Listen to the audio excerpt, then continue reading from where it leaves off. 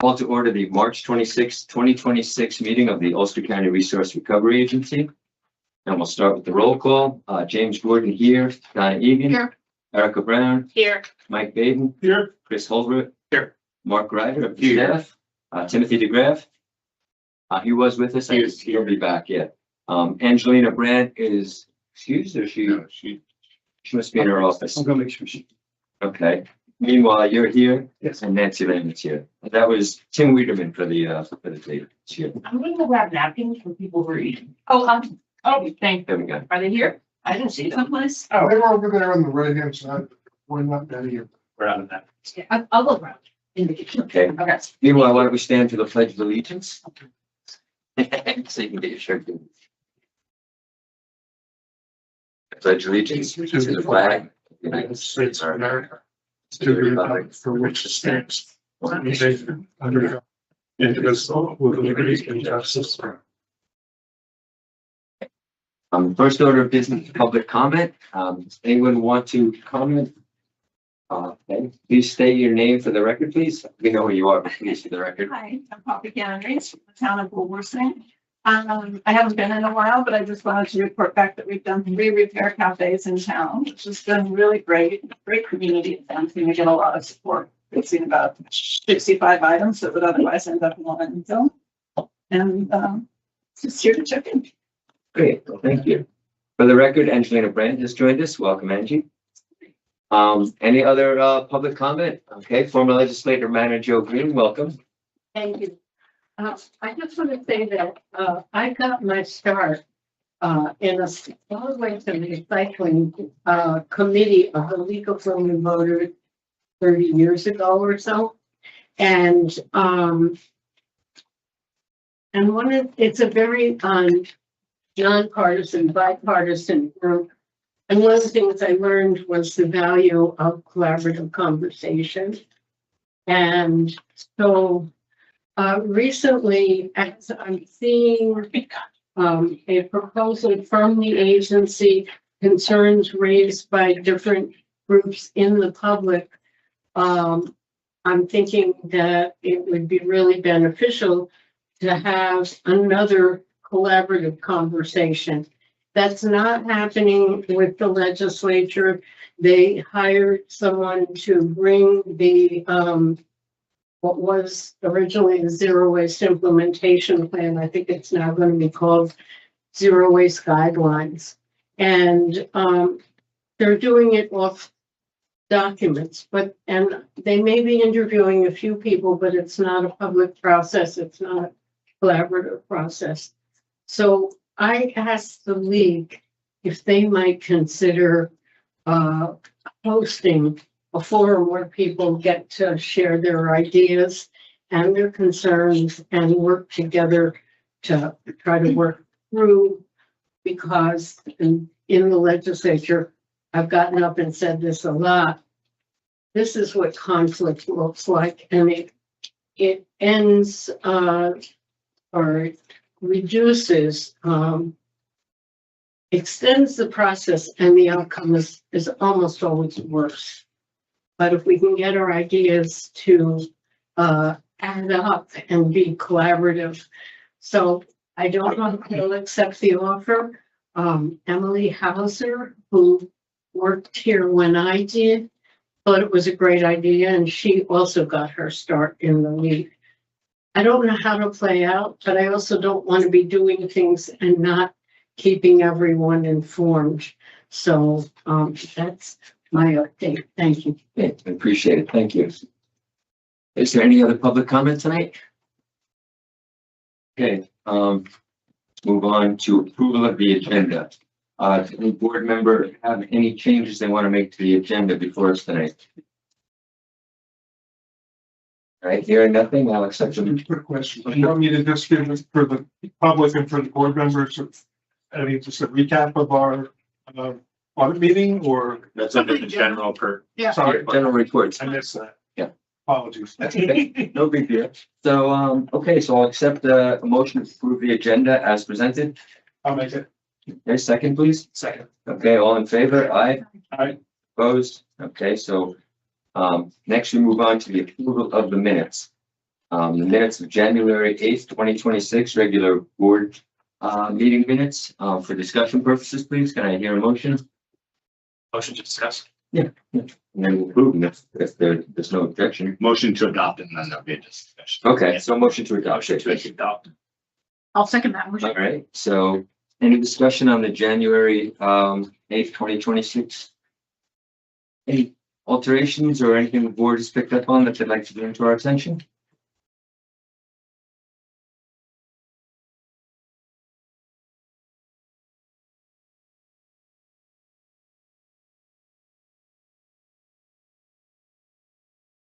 All right, here, yeah, is everyone ready? Okay. Then, all in favor, thank you. All in favor of accepting the January 8th, 2026, minutes? Aye. And opposed? No, thank you.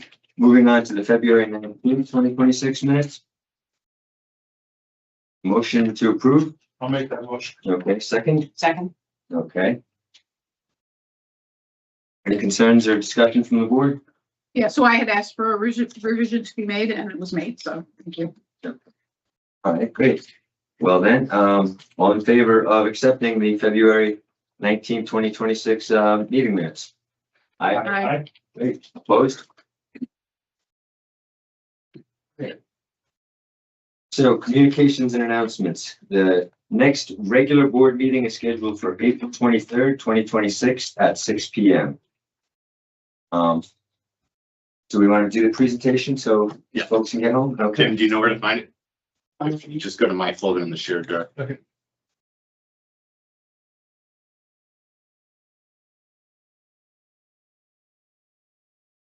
For those of you watching at home, we're going to have a presentation from Sustainable Hudson Valley Up and so. and Circularly about the circular economy strategic plan for Ulster County. Okay, great. Thank you all. Let you introduce yourself. You know what? Let's wait a minute. All right, he's got it up. Good. Let's go. Okay, and can you be my slide flipper? Flipper man. All right, so this is really kind of a nice Would you fruition. would you introduce yourself, please, for the I record? would. I I'll say am Melissa Everett, PhD, Executive Director of Sustainable Hudson Valley. Thank you. And with me is Casey Plasker, entrepreneur, genius, founder of Circularly, a public benefit consultancy. And what years ago, we inherited the Repair Cafe program to support that. And it led us into helping to frame a strategic plan for the Reuse Innovation Center, which is now coming to fruition. And Casey is part of that team for implementation. And circular economy is an emerging concept that kind of builds on zero waste, but looks more at how do you dynamically create new markets and opportunities rather than just kind of cajoling people into, behaving better within the existing system, to put it very simply. So we got this as a climate issue partly, and, waste is 4% of our carbon footprint. And as, out of that shared interest, the agency invited us to come kind of be thought partners and create a strategic plan for, going beyond the zero waste paradigm into circular economy innovation. We thought maybe we would do a 10-page document. You got it there. It's we kept it under 40. My goal for this evening is to talk you through very tightly the why, the how we did it, the basic strategies, and the organization for implementing it. And I want to say, Mark noticed a few days ago, an immense amount of work got done on this. We are inventing how to do this, but we had the most dynamic, assertive, clear-minded collaboration, especially from Tim. We really arm wrestled this into a shape that we all think is actionable, and that's no small feat. So I'm gonna, and can people see the slides and me? Is there any better place I can be? Good. That's fine. Okay. So this project is a focused look at how to shift the dynamics of the system to make upstream diversion easier. It's a fundamentally new approach for a resource recovery agency to look for partnerships with businesses, organizations, and economic development to build more systemic solutions. It's a pathway for collaborative implementation, where if you had a chance to look through it, you'll see a lot of structured recommendations and a who does what table. It is not a comprehensive plan for all waste streams. It is not a substitute for the zero waste implementation plan. It is none of that. It is a quest for leverage points to kind of unstick the system. Next. So here's where I'm going to invite Casey to come in a moment. But what we wanted to do was look at not just how to collect materials better, but how to get materials to market, because that's the hard part. So we looked for categories of materials that are, hard to recycle, but that are also have economic value clearly. And we tested an approach with clothing and textiles and with building materials, which, as you all know, are big, hairy challenges. And at Tim's suggestion, we worked with a software called ArcGIS Business Analyst and really looked at where people are spending money in different kinds of building materials, clothing, fabrics, interior decorating textiles, whatever, where we could capture them and work with private businesses to reuse them better. Do you want to talk a little bit more about that piece? Yeah, sure. I think you're doing a good job of capturing it. It was really sort of two ends of the spectrum. One was in these sort of key categories that are listed here, what are consumers in Ulster County spending?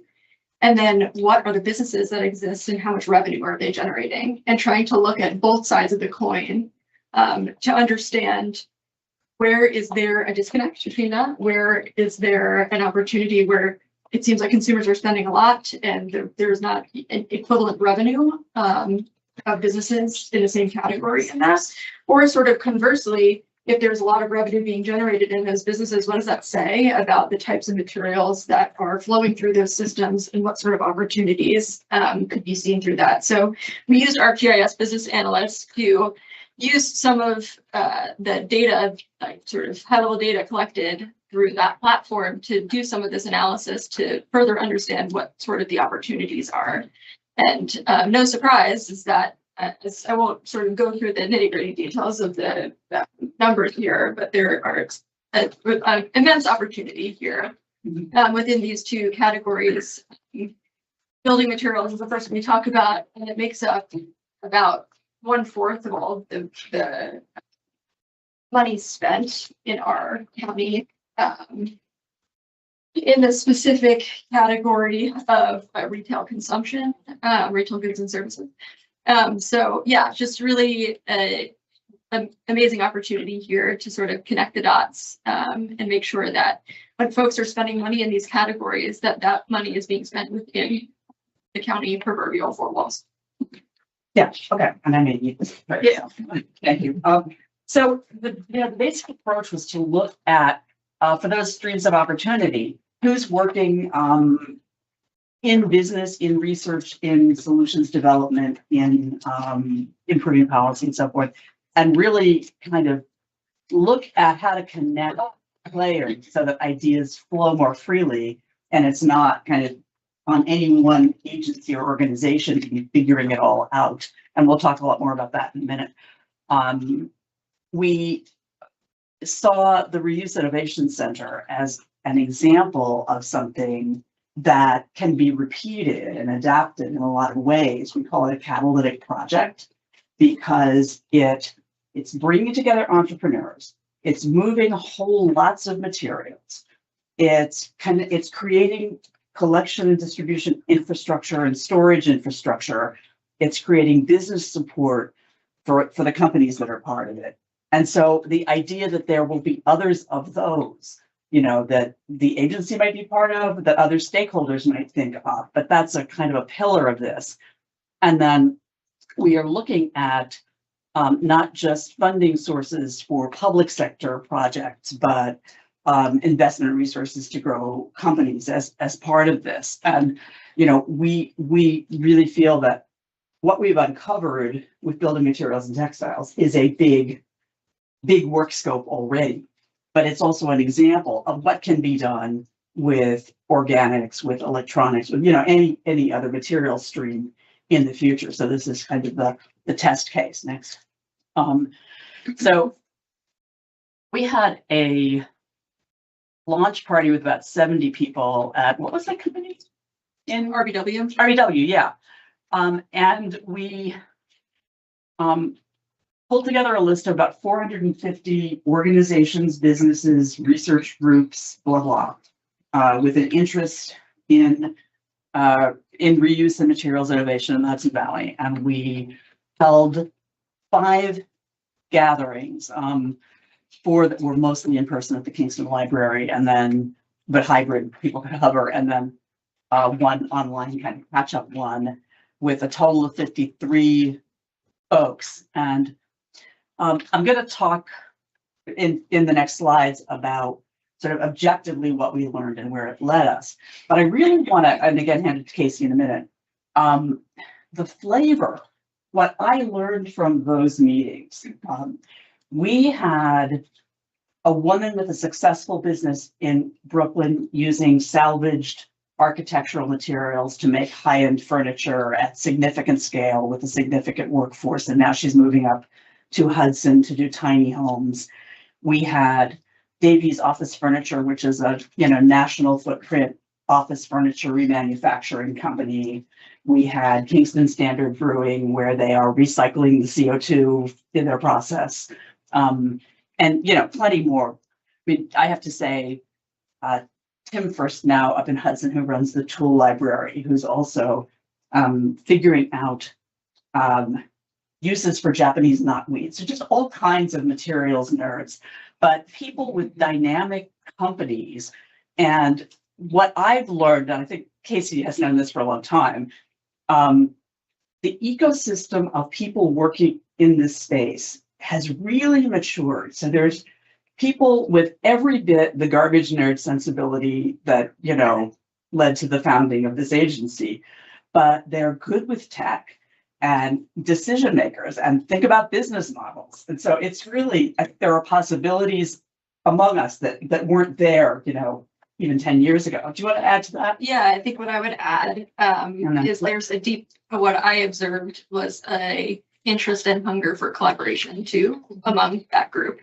So sort of seeing the overlap in those meetings, like I'm just thinking off the top of my head right now of the builders roundtable that we had, of like people realize not knowing that each other existed and realizing that each other existed through that process, and like the conversations that have come from that since. So even in this, I think it was really cool to see the if you put people in a room to talk about this kind of stuff, there's sort of that innate appetite to collaborate already.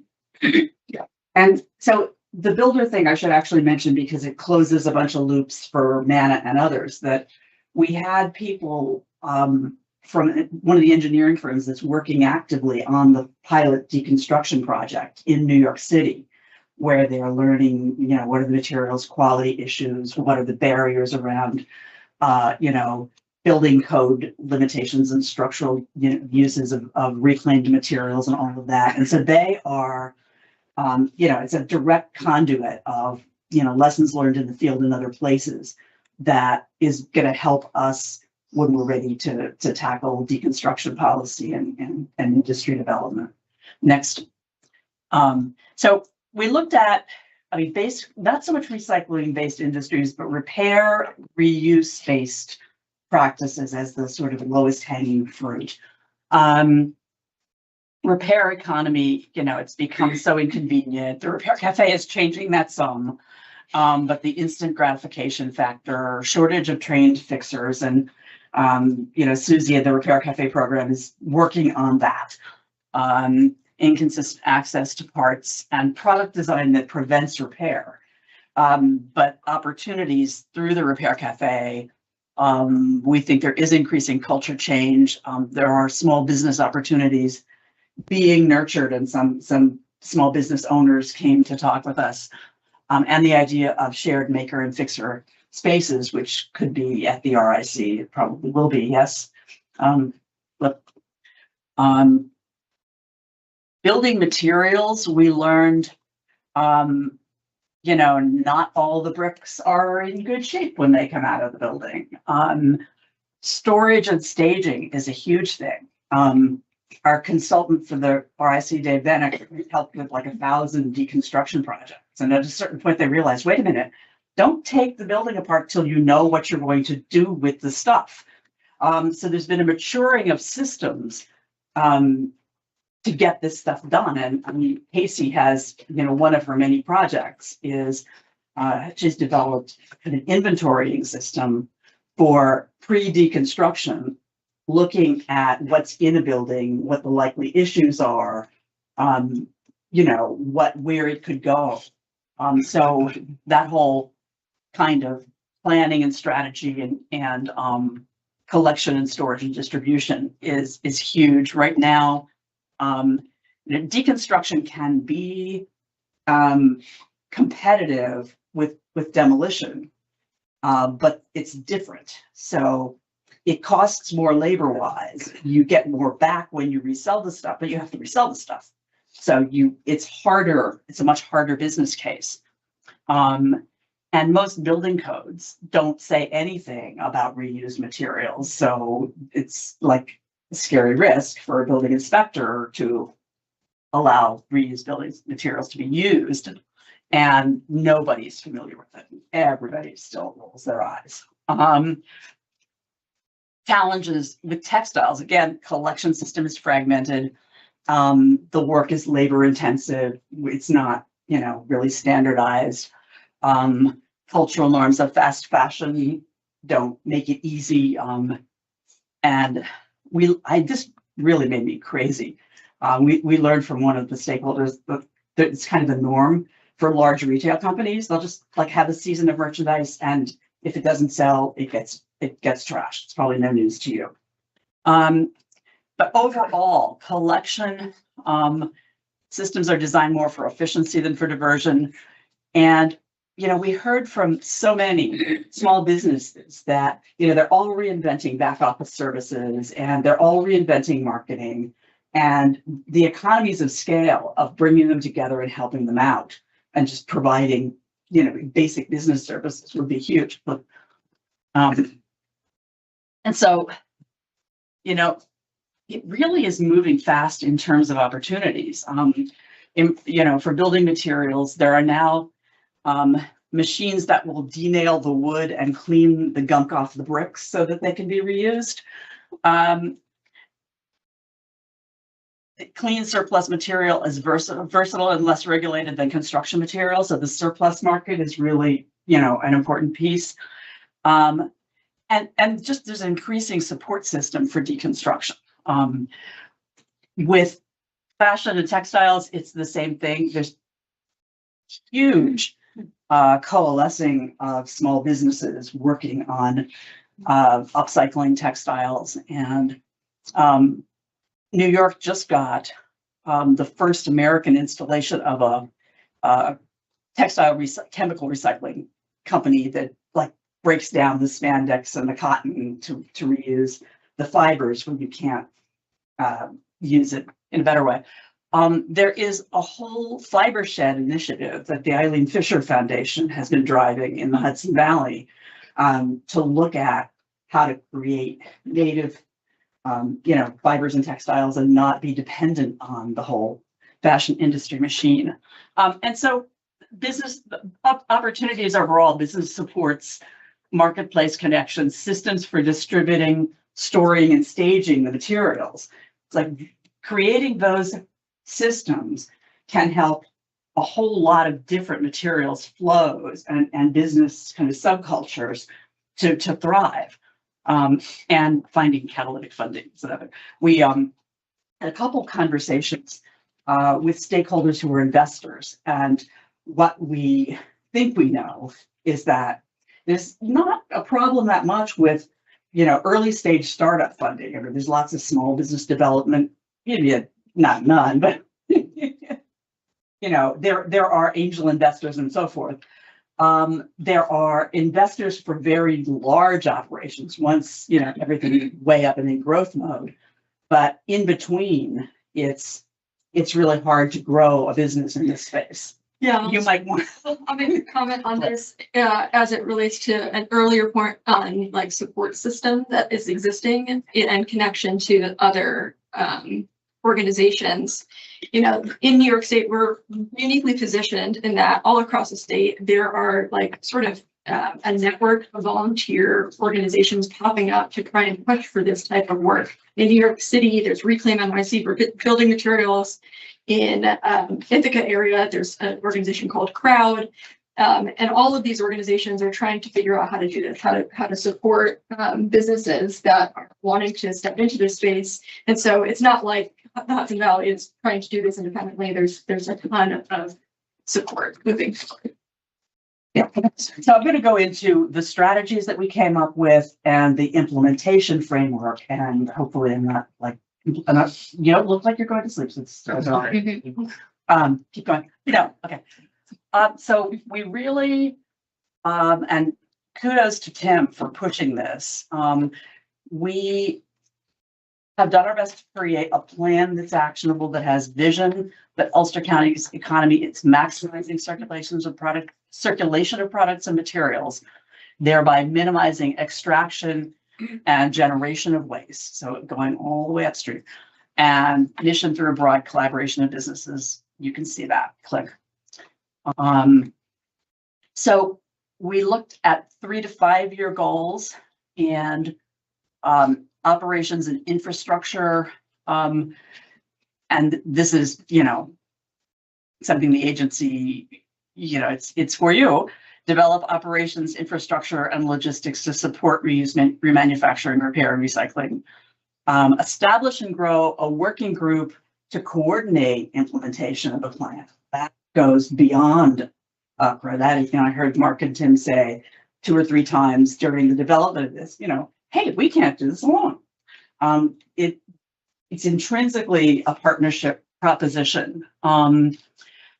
Expand materials markets for reuse and recycling by supporting new and existing circular businesses, building out logistical systems that connect materials to markets, and developing industry sector partnerships. So to increase the uptake of materials that are now moving through the system, but also to look for replacements for, products that are designed with planned obsolescence in mind, funding, create new mechanisms, find more money, policy and regulation, especially with building materials, establish local policies that support and nurture circular practices, education and workforce, comprehensive program, and materials design.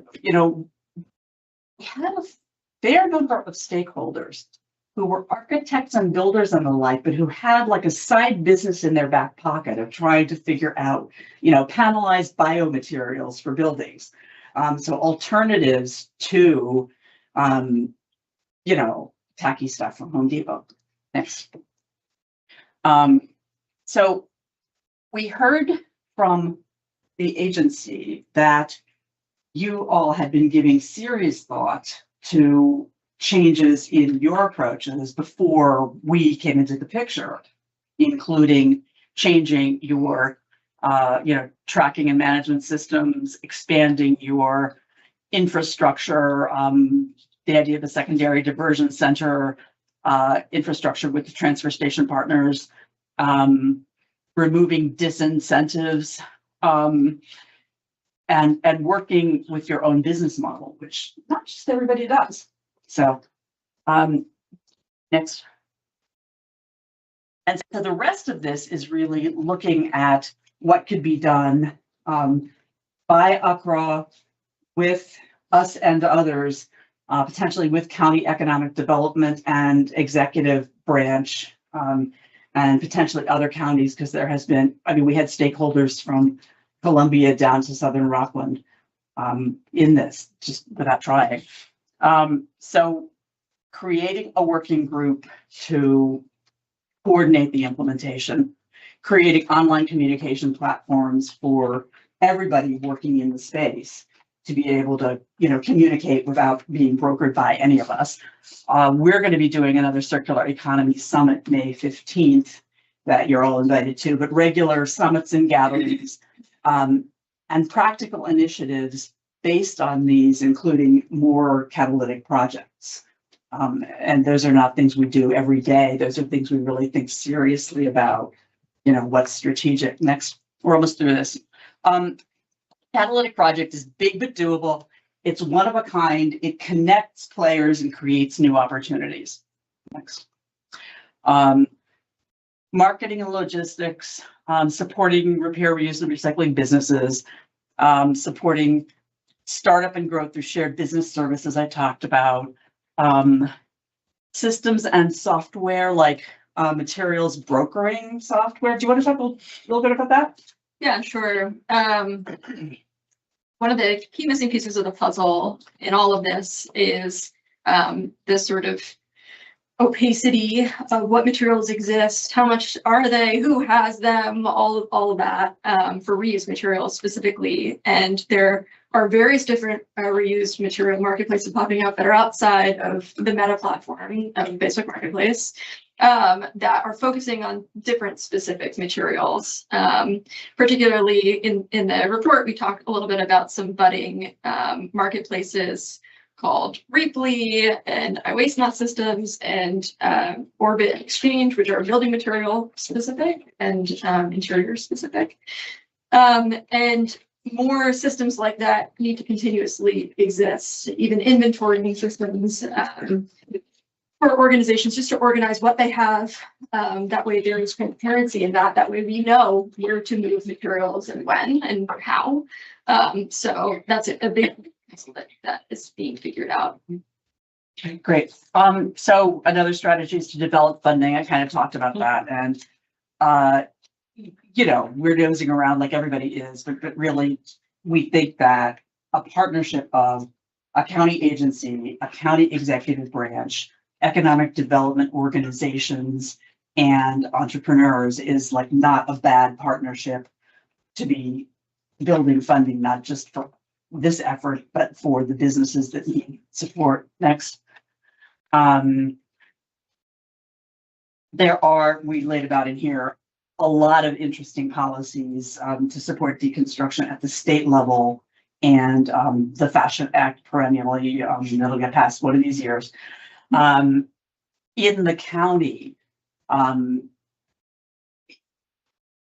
we've looked at counties that get deconstruction industries going, and they make it explicit in their building code. They work with architects and contractors to get that right.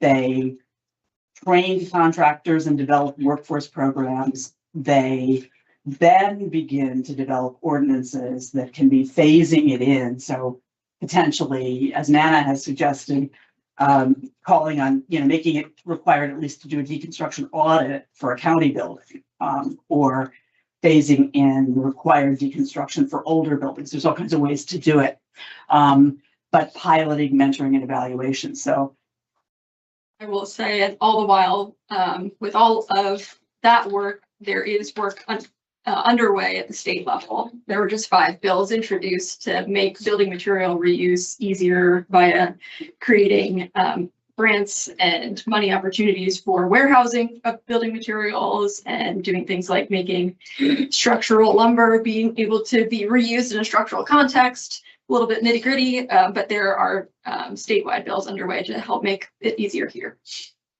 great. And I mean, obviously workforce development, I don't need to belabor that. But the thing I think is the coolest is to consider an upstream strategy, which I was so excited to know that we have this fiber shed initiative with both in-state produced building materials and textiles, instead of dealing with how to recycle badly designed stuff. I think this is the most exciting piece to me. Onward. And so I got a little metaphysical in a page or two of this, but nobody blinked. And, basically, we asked the question, all right, this is an enormous systemic issue. And we are a little bunch of people and, we've got a lot of constraints. How do we think that this could contribute to meaningful change? And so I just put out 3 ideas. One is the idea of the leverage point, which is if you find a place in a system where there's room to change and the change can kind of cascade, it can gain momentum. The idea of paradigm shift where, we didn't used to think recycling was a thing, and now recycling is a thing because a few people and then a few people have gotten it. And similarly, something is like out in the fringe and then suddenly it's mainstream. And the third idea is the coherent microculture. But what do I mean by that? I mean that the world is really it's crazy out there. And groups of people that work together effectively and model success really can get traction. And the global supply chain, in the last bunch of months has been, more chaotic than ever. So it could just be that we're kind of launching an important thing at an important time. Next. So this is really the crux of it. And I think it could be the last slide. Any questions ready? So develop a working group to guide implementation. Clearly what is your operations you do, but what is multi-organization this working group can guide. Launch the first catalytic project, the Reuse Innovation Center, yay. Create an Ulster County policy framework. Create a network of regional stakeholders to be thinking about how to expand buy-in beyond Ulster County, and work with them on a more actionable regional strategy that includes, what's the next catalytic project? It might be in fashion and textiles, it might be in organics, who knows? And work with the philanthropic sector and state government and just really methodically look for where the money could be and where funding programs could be developed to meet the needs. So that's it, huh? Sweet, woo! 40 pages. And I must say, I read it and I thought you did the impossible, both of you. I mean, you take an idea that is so large, the circular economy. And by the time I read it, I'm like, oh, okay, this is about the first time I really had, a kind of really coherent vision of how this could move forward in a way that wasn't all sort of like in different directions. So congratulations on Holy moly. It's hard to conceptualize that, and people read this, and I hope that you make this available to people and send it to all the legislators and put it online. I assume we're going to put this online. Yeah. And congratulations. This is, it's a small step, but it's a key one because until people can envision what's happening, they can't make it happen. And you guys have done a great job of presenting something that can be real. Thank you. So let's go around the table. You have a question? I've got a question. I mean, this is very thorough and amazing.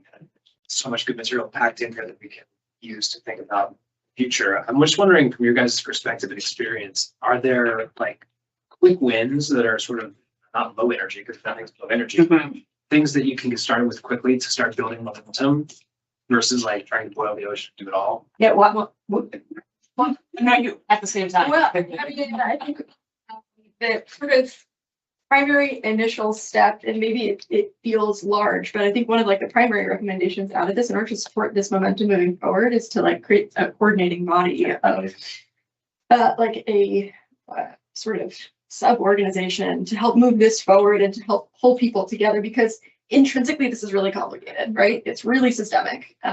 It requires a lot of collaboration, and trying to chunk this down in bite-sized pieces is something that we wrestled with throughout this entire process. And have we got it 100% right?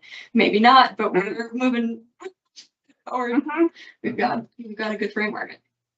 That makes sense. Yeah, and I would say, the Reuse Innovation Center, it's been a couple of years, but man, it's going to happen and it's going to tie together a lot. And I think the business supports for circular small businesses that are out there, if we could get, some county and venture hub kind of support. Let me just kind of make that all concrete. So last year, Ulster County put out an RFP for entrepreneurial support for agricultural businesses. And that's great. Like, we need that. That's awesome. But the idea would be, can we take that and next round encourage it to be for reuse related businesses? And then that moves some of this forward. And, the Reuse Innovation Center will move a lot of this forward. It'll make it much more concrete in people's minds. And in the process of forming that coordinating body that Casey's talking about, there will need to be, in order to get people to sign on, lots of conversations with people using this report to kind of turn the concept of circular economy from some abstract, wonky term into what does that actually mean? What are you asking them to do? And so I think those are, to me, the kind of meaningful steps that are going to move this all forward. Yeah, that makes a ton of sense. And one other thing that we've talked about is in other regions of the state, their regional economic development corporation has put circular economy up front and ours hasn't. So we need to make those connections. And I think we have people at HBR EDC that are willing to, that I've spoken with, that are willing to kind of be champions of that. But get that in there so that when it's time for some state grant funding, there's already a message that they support it. Yeah. It's really encouraging to just, something we learned in the process is that Empire State Development, New York State's Economic Development Department, has a person dedicated to circular economy. So, it was a reflection, an indication to us that we're on a path that is not just us out on a limb. This is a thing that, even the state's economic development organization is thinking about reuse and circularity as an economic development issue. Obviously, there are people in DEC who are thinking about it. That isn't surprising, but the fact that there was somebody at ESD thinking about it was a real revelation. Yeah, and to jump off of that as well. I mean, just in talking about the Reuse Innovation Center Repower project, so much energy has been focused here because of that already, just in the RFP going out and all of that. I didn't even tell you all this. Last week, I had a conversation with the NYSERDA startup funded hub. And they were super excited to hear about this work. And there are businesses across the state that are thinking about circularity and are really looking at this as an opportunity. It's exciting. I mean, the state, the DC in 2022 put circular economy in the solid waste management plan for the state, right? Their goal of getting to 85% diversion by 2050 centers around circular economy. So not the only waste, sorry. The only thing I worry about is, I'm glad to see an implementation plan and curious about what are going to be our next steps with this, because, these are great studies and great information and, a lot of information, and sometimes it just evaporates and ends up on a shelf. And I worry about that, losing momentum. I don't know exactly, so you have an implementation plan here, but, that we should take that seriously and move things forward and not waste time and money and resources by not taking us to the next step, whatever it is. Yeah, I think you all, your internal discussions beyond the Reuse Innovation Center and your own operations, we got that stuff in the 3 to 5 year action plan. And I think for us working with the executive branch of the legislature to get the enabling policies going, and the whole idea of forming a coordinating body and getting some money from somewhere is to make sure that it doesn't dissipate. Yeah. And I'd just add that, Donna, this directly relates to, agency goal setting in the future. And as we kind of started thinking about our next 10-year solid waste management plan, having this thing out there for a little bit and seeing which things stick and which don't, I think is really good timing for us to decide how to incorporate it into our next solid waste management plan. So that's my way of thinking of how this doesn't just end up on a shelf. It's going to inform. So this will be integrated into our goals, is what you're promising. Okay. Yeah. Yeah. Hold you to that. Yeah. That. Yep. I have a question, and we'll keep going around until we're done. You mentioned counties. You looked at some counties that had begun. Were they in New York State? Or were they elsewhere? we looked a little at Tompkins, but we've looked, and Casey knows a lot, I think, about Tompkins County, but I looked at Washington State, some Oregon, Portland, Washington statewide, and then there's 6 or 7, and I'm not gonna remember the rest of them, but the ones that follow the sequence that we said have been successful, and there is one that recently didn't follow the sequence and it all tanked. I think, just if I could interject on that, what you heard her talking about was businesses and stakeholders that were from Columbia County down to Southern Rockland County Yeah, that are doing this work, not necessarily the counties themselves, but there were stakeholders in those counties. right. That's part of it. Yeah, I mean, we've had some conversations with the, other county materials managers, and I think they're in wait and see mode, which makes sense. Yeah, I was just gonna give more context to some other areas of the US that are doing, it's outside of New York, although Tompkins County is moving forward. But my question went to are they demographically similar to Ulster County? Yeah, it's a good question. I would say the areas that are moving this along most are San Antonio, Texas, Phoenix, Arizona, Portland, Oregon, Seattle, Washington, Big cities. San Diego, yeah. Yeah, we're not really a big city though. No. But we pretend. But then there's also examples of really rural North Carolina, outside of Asheville, North Carolina. There's a really amazing organization called the Industrial Commons. They're basically trying to do this specific to textiles, and their focus is resilience and revitalization of a fully rural community. They're transforming essentially, like similar to like Hyde Park 87 old IBM headquarters. They had a huge furniture manufacturer that was down outside of Asheville that was completely abandoned after that manufacturing was offshored, and they basically reclaimed that area and are transforming the area into basically a handful of cooperative businesses that are trying to stand up the textile industry yet again in rural Carolina. So yeah, it's not just cities.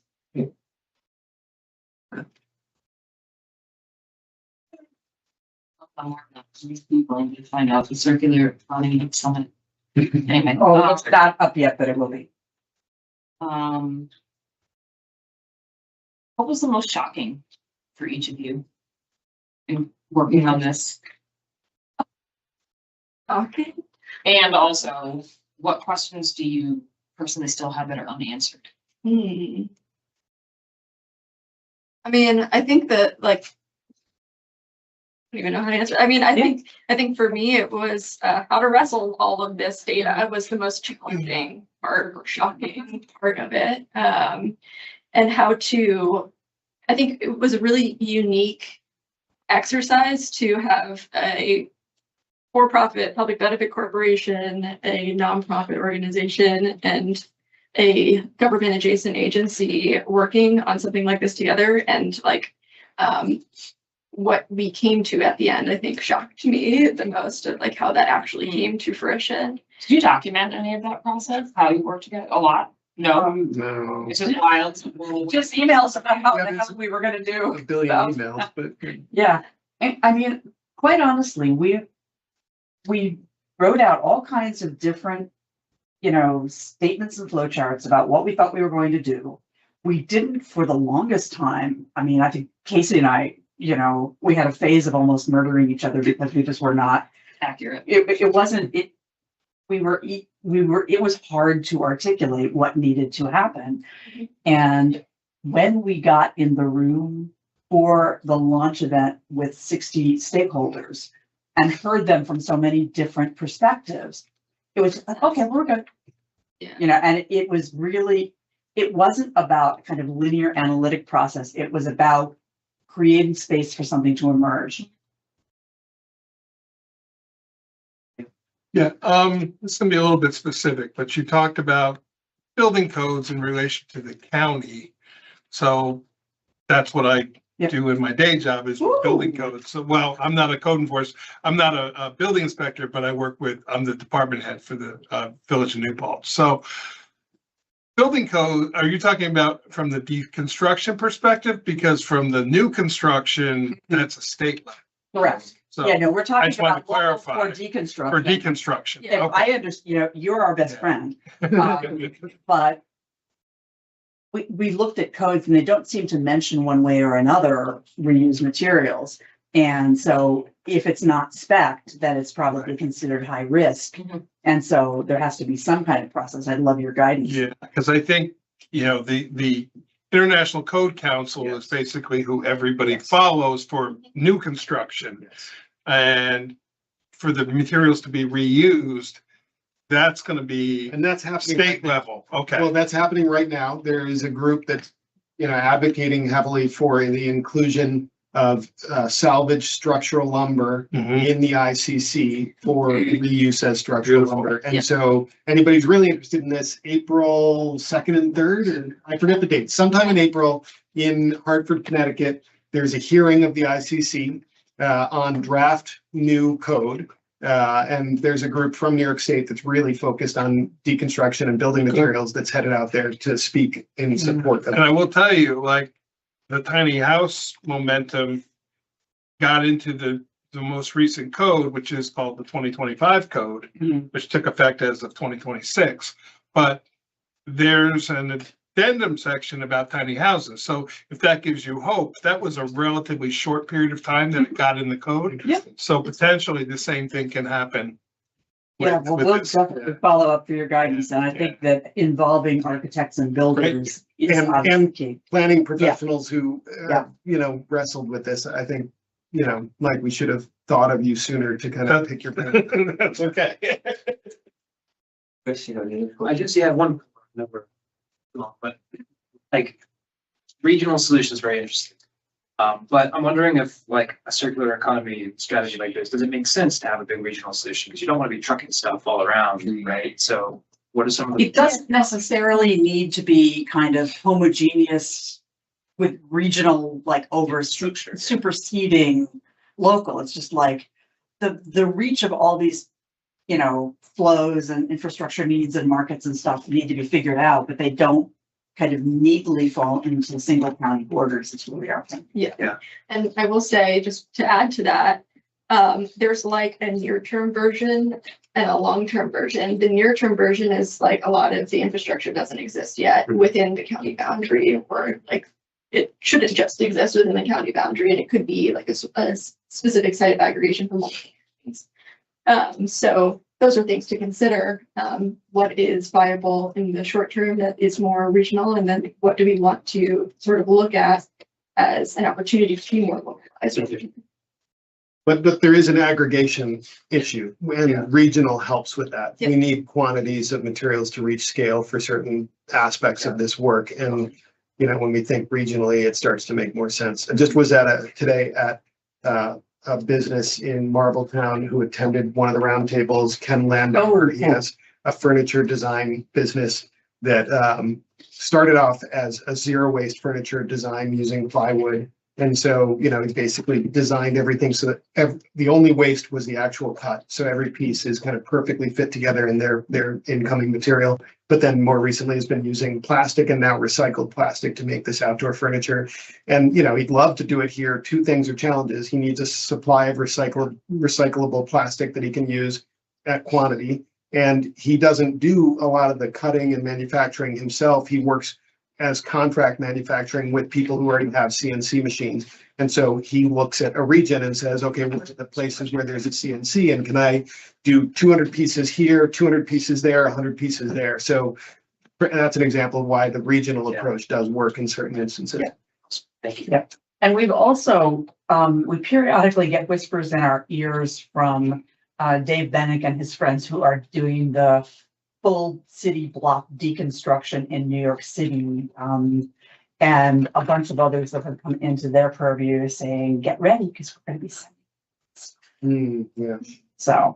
We don't want. I mean, we've been very clear Yeah. in this entire process. Yeah. That we're not just taking in New York City waste. Right. And I also don't think he's doing that. Right. Yeah. Yeah. Okay. I mean, we were very clear in this concept that we're not just going to be one way in taking New York City's construction down. Question? We're gonna go around the board first, and then. Yeah. So I have a question that came to mind for me. We had in the past, the Hudson Valley Materials Exchange, right? Didn't we? Is Yeah. it still in existence? I have not heard anybody even mention that in 10 years, so.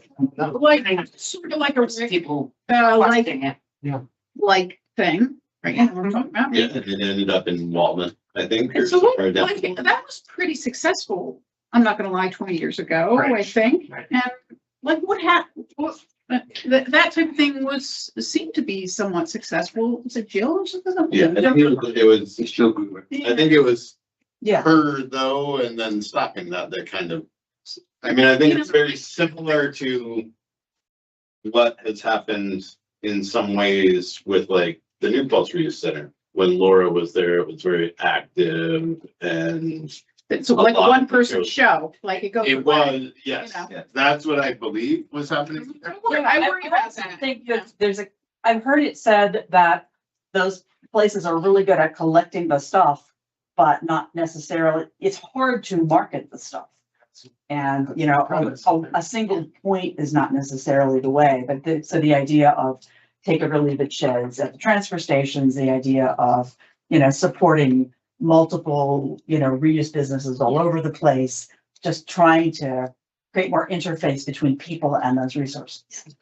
Good. I just worry that things like peter out, you know, and maybe also, I don't know if she's still around, but maybe she'd be a good resource for us as well. She's still around? She's It was in Rochester. She's She's left the area. But I mean, with the remote calls and stuff, maybe we could Yeah. draw upon her. Yes. I mean, I don't know, she had something going and it seems like it went for a long time and was successful. I mean, I think the reason most of the committee chose Big Reuse is because they have done this work at scale in New York City and will, we assume, do that work at scale here. Like they're unknown for the reason. Oh, I didn't mean for her to be an operator. I'm just. No, but I mean, curious, but like, why did that dissipate? Like, what was the reason that didn't work? I think Melissa said it right, and this was the premise going into this plan, was basically the challenge is not sourcing material. We're swimming in material. The issue is that a model needs to identify and develop plans to expand markets for those materials. And so that's why circular economy became the focus, was this is about an economic system that I think, you know, New Paltz Reuse does great stuff. Hudson Valley Materials Exchange did great stuff, but I think there's a bigger picture here that this is trying to get at. And anecdotally, I will say, like, even with just the talks about the reuse center now, there are so many organizations that have come forth and been like, I want to co-locate my business here Yeah. in order to create like a stronger ecosystem reuse around the space. I think the paradigm has changed a little bit. She was kind of quirky back in the day. She was like, oh, what a cool idea. Wow, how cute. And now we're past the point where it's cute right now. Yeah. It's a real business. Oh, got you with your mouth full. You want to No, Skip, I'm gonna talk my mouth full. In the implementation plan, does agency staff capacity meet the implementation plan? Yeah, we actually had our staff meeting today and we were talking a little bit about this. I don't want to give away too much because this sounds bad when I say it this way, but like the things in the implementation plan assigned to the agency are largely things that we've already talked about. And, you know, this becomes again, a way to formalize those plans and actions, to think about them as we move into updating our solid waste management plan and our goals as an agency. So I don't think there's anything that was, you know, large effort new in that implementation plan for us. Yeah, so just sitting here thinking about it, there's a lot of money that's made by probably small groups of people in waste and waste management. And this is a whole different, almost a 180 way of thinking about it. So is there a way to bring those companies and those organizations into the discussion to find another way maybe that they can, if they're gonna make less income from whatever they do in the process, the way it currently exists, with this new thought, is there a way to bring them into the fold? And it's just one of those food for thought things, because I see there's going to be a group of people who are very opposed to these kind of things. So. Well, but in fairness, like that same group of people, if they gathered at the curbside, and like, I think even like Waste Management has different programs in different communities, and oftentimes like the county will pay for it, or other things where they collect different types of goods at the curbside. Yep. And then, like, I think in a different part of the country, they have a reusable curbside collection. So the haulers could, and then instead of paying a tipping fee to drop off here, they could donate. Now, again, that hurts our current revenue model, which is why we need to start looking at other revenues, because our revenue model does not prefer diversion, right? But if a hauler were able to pick up curbside and then donate it in a place like the Rick, as opposed to going over the scale, they could actually make money on it as well. Okay. Yeah, and I think that's actually making me think that we had a roundtable for haulers and waste professionals that we didn't probably, Advertise. yeah, we didn't advertise. We forgot to tell them. Well, and it was also a question of like, how are they going to react to this? Because honestly, like, this is a big shift in the way. Well, that just popped in my head. Yeah. And I think there's more work to do there. I think, Yeah, there's agreed. continued engagement with that audience too. Yeah. So as Mark said, like really, if you think about it, this could be a chance for them to save money on the cost of disposal of the things that they're collecting that they can divert it. Yeah, and like anecdotally on the deconstruction side of things, like that example is exactly one of the examples to do this. It's how much money are you saving by not having to pay to? Didn't you tell us about a model of Goodwill of the Finger Lakes, working with Yeah, waste management? So waste management, and then also, I mean, maybe controversially, I mean, Casella just created a circular economy school at the University of Vermont. Like, I think they're seeing the writing on the wall with this. So, yeah, they spent millions of dollars to. Well, those are good examples that there is some buy-in. Yeah, thank you. City of Kingston was very active in the focus group, and, talked a lot about how the system works, so they could be a pilot partner. So Are we good? we're about an hour in, yes. So if someone wants to ask a question, if it's a burning question, please keep it short. My background is in costuming, and I ran a warehouse. Articles of clothing in Los Angeles. And then I took Angelina's class on recycling and stuff and did a deep dive into textile recycling. Is there any possibility, because I've kind of peripherally looked into it, to have some kind of textile recycling plant in Ulster County? Like, I live in the southern part of the county where we really need jobs and businesses. But when you look at the cost of labor in New York and the taxes and stuff, it becomes prohibitive. That's why it's in North Carolina and not here. But There is one type of plant that just landed in Rochester. You're talking about reju. Yeah, which is maybe a different flavor. Yeah, I'm not sure like Ellenville or any community in Ulster County would welcome a chemical recycling. no, I'm talking about it. Like crab scrap? She's talking about that. Textile recycling where they make it into padding. Yes, credit. Carpet padding and that kind of thing is, I mean, it's a viable business.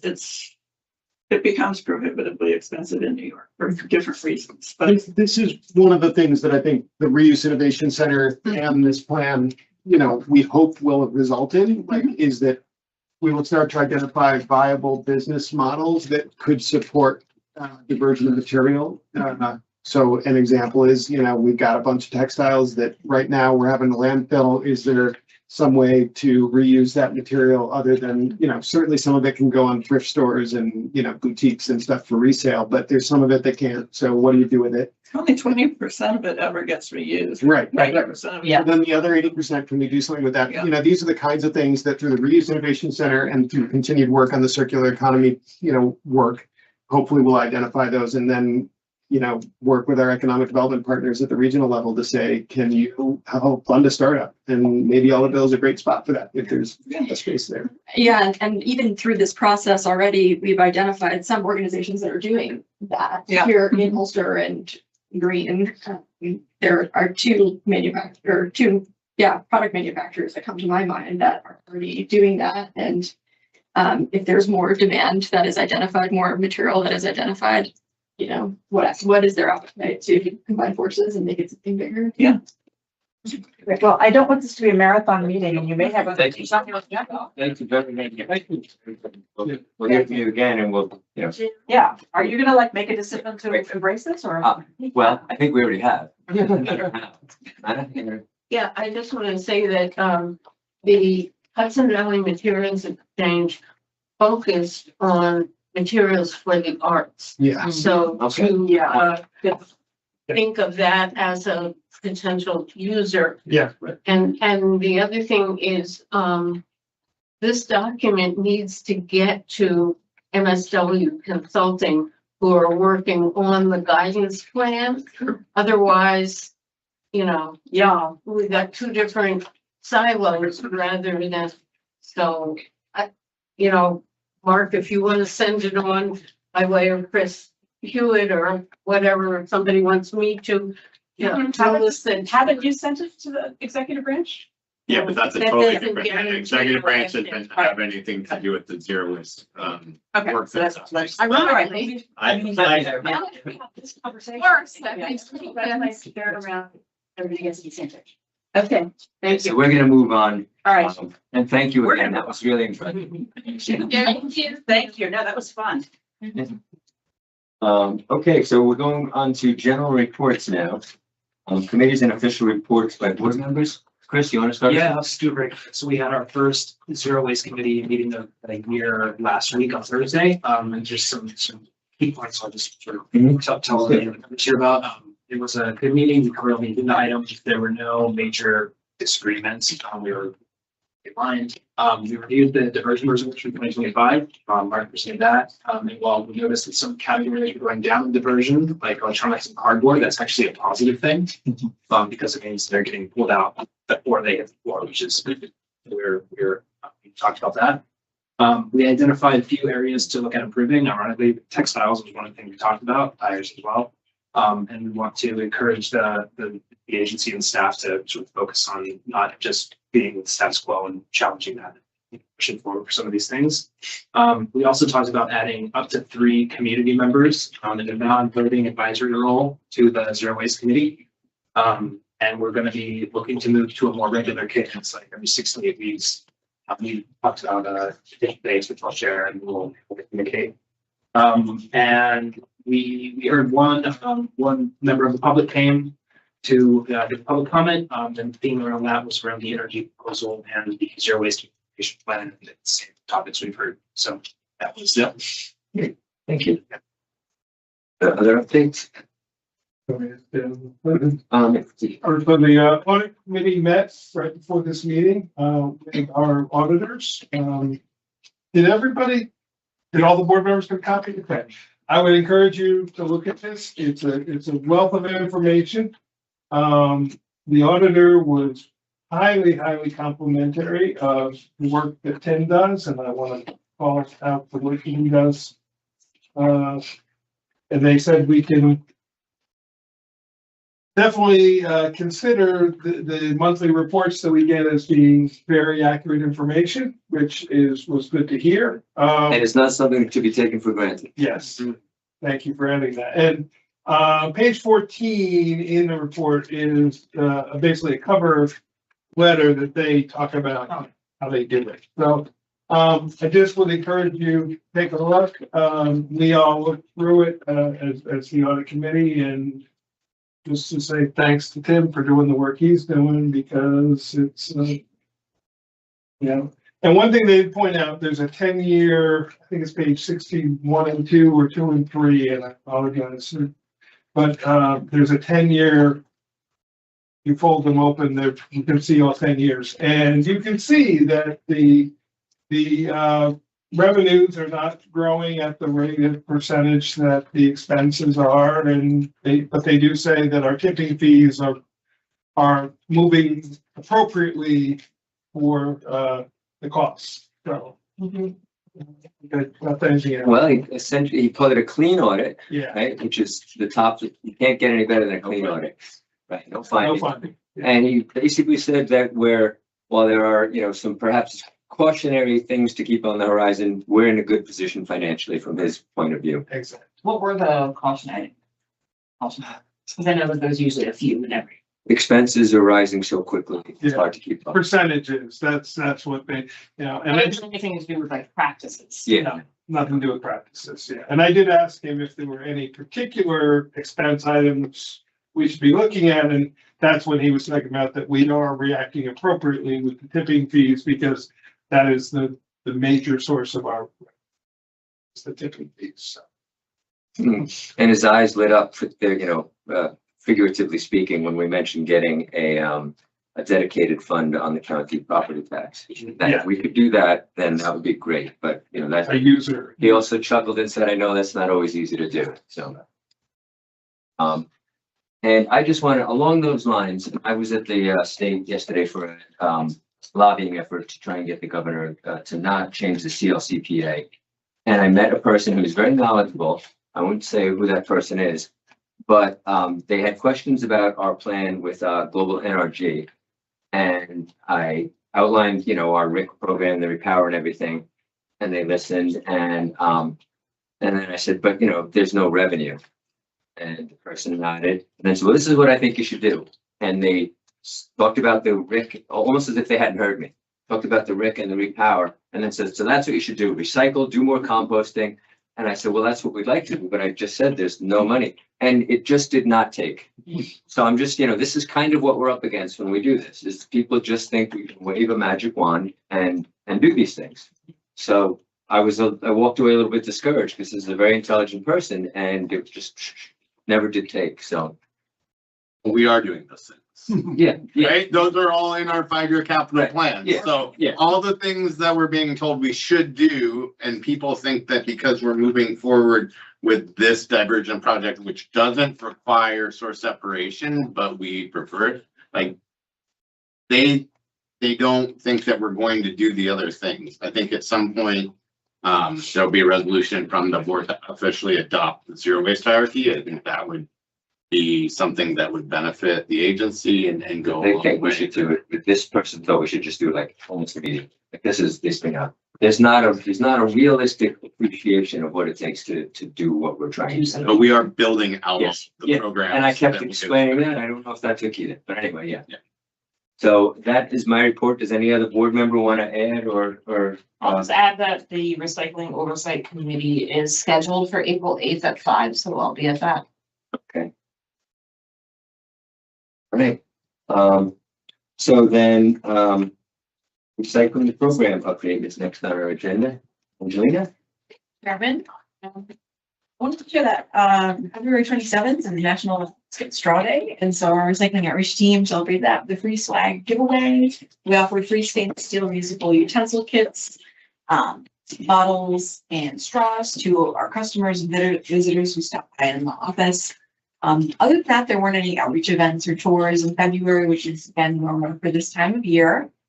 Our social media campaign in February spanned a couple of topics related to Valentine's Day. We spotlighted battery recycling on e-greeting cards and some other sustainable swaps and other topics you can read about in the report. My team is always analyzing our social media strategy that's increasingly become a focus for us over the past couple of months. We recently met with Mark to showcase this aspect of our work. He suggested that some of our board members might be interested in sitting through a similar presentation. So if you're interested in that, please email me to set up a time where we could share more about that. But one public speaking engagement that I wanted to highlight this month is the NYSAR Legislative Advocacy Day in Albany, which is February 24th. For context, NYSAR is the state's largest organization that's dedicated to waste and recycling professionals. They have over 200 members, and this spans both public, private, nonprofit sectors. Their advocacy day was very well attended, despite the whichever weather storm that we had. They opened with advocacy training for all the members, followed by a press event where there were some legislative partners and some NYSAR members who spoke very passionately about the New York State budget and priorities, including expanding state grants that fund composting infrastructure, creating a dedicated budget line to support the New York State Center for Sustainable Materials Management, and then creating a dedicated budget line for state grants that advance reuse, repair, and deconstruction projects and infrastructure. I was really humbled to be asked to speak again this year and present the municipal perspective, which I think is a lot of synergy with past, present, and future initiatives of the agency on all three of those priorities. Following the press event, NYSAR members met with state legislators all afternoon, and I led two of the meetings that day. We were joined by two of our master composter recycler volunteers as well. So it was a really wonderful opportunity to kind of connect some of our goals to greater advocacy. So I included in your board packet the NYSAR's legislative priorities. I encourage you to browse through that packet, learn more about the policies that the New York State recycling community has really taken a stance on some key issues like extended producer responsibility, expanding the state's bottle bill, implementing mattress recycling EPR, right to refill legislation, just so much more. It really gives you a temperature check on our community from the perspective of recycling professionals. And then as an update to the fruits of that labor, the Assembly and the Senate released their One House bill budget proposal that responds to the governor's executive budget. So the Senate and the Assembly both agreed to include the $3.25 million for the Center for Sustainable Materials Management, which is great.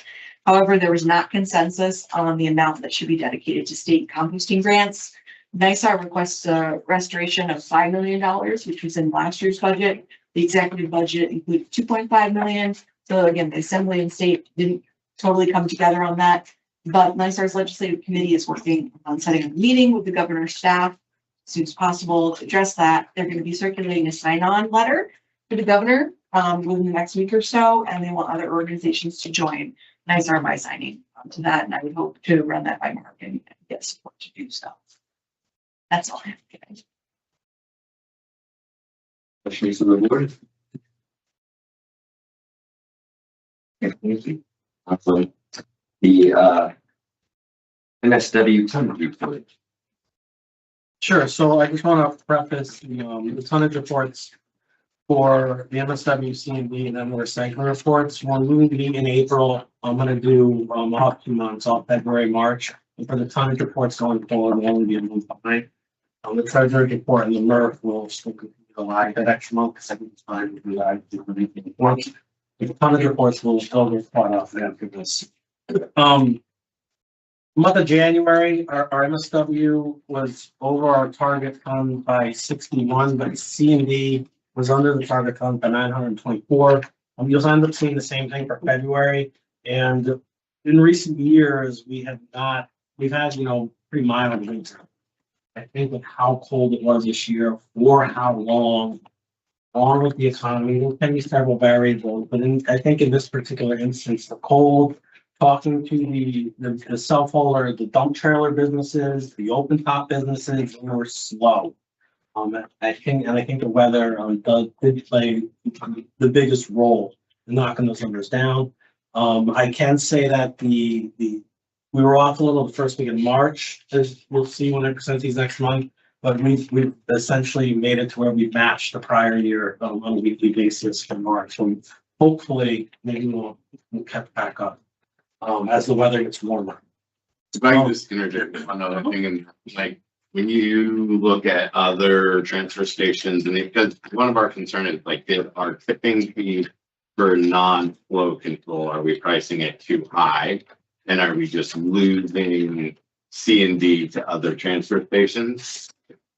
Look, but I think the answer is probably no, that what we're seeing at other transfer stations from the limited reporting that we're getting is that they are slow as well.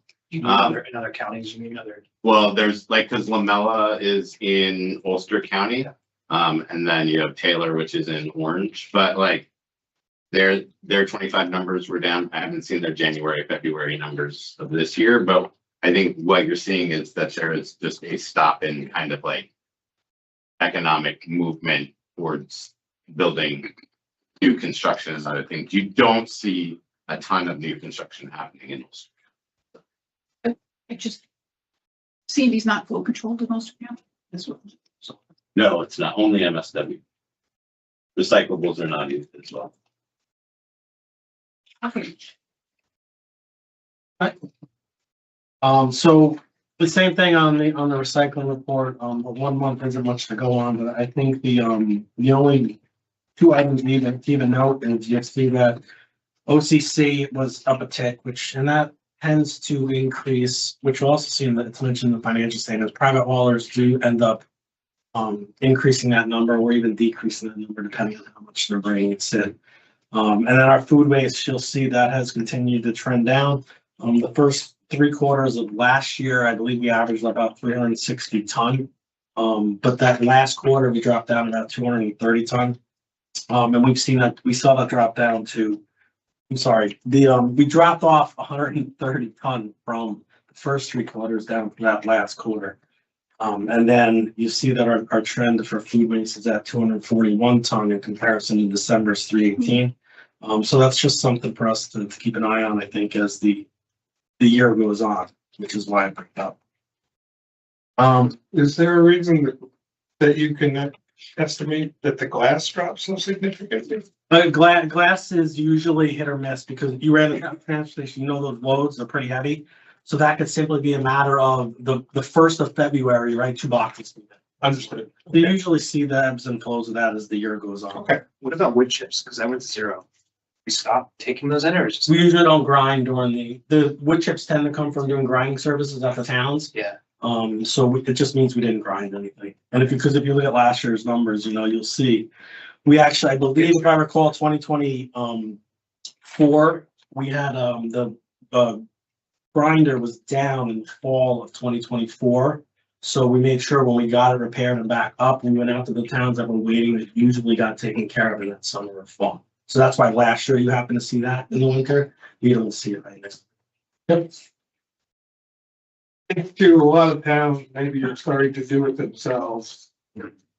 Because there's a want from either the towns themselves or the residents. So I think you're gonna see more. And if we do it, we keep the chips. Well, we're in charge. They can keep I don't know, there's not a lot of towns that have the equipment that can do it, but there are towns that pay us. Another reason why we're down is because our grinder was.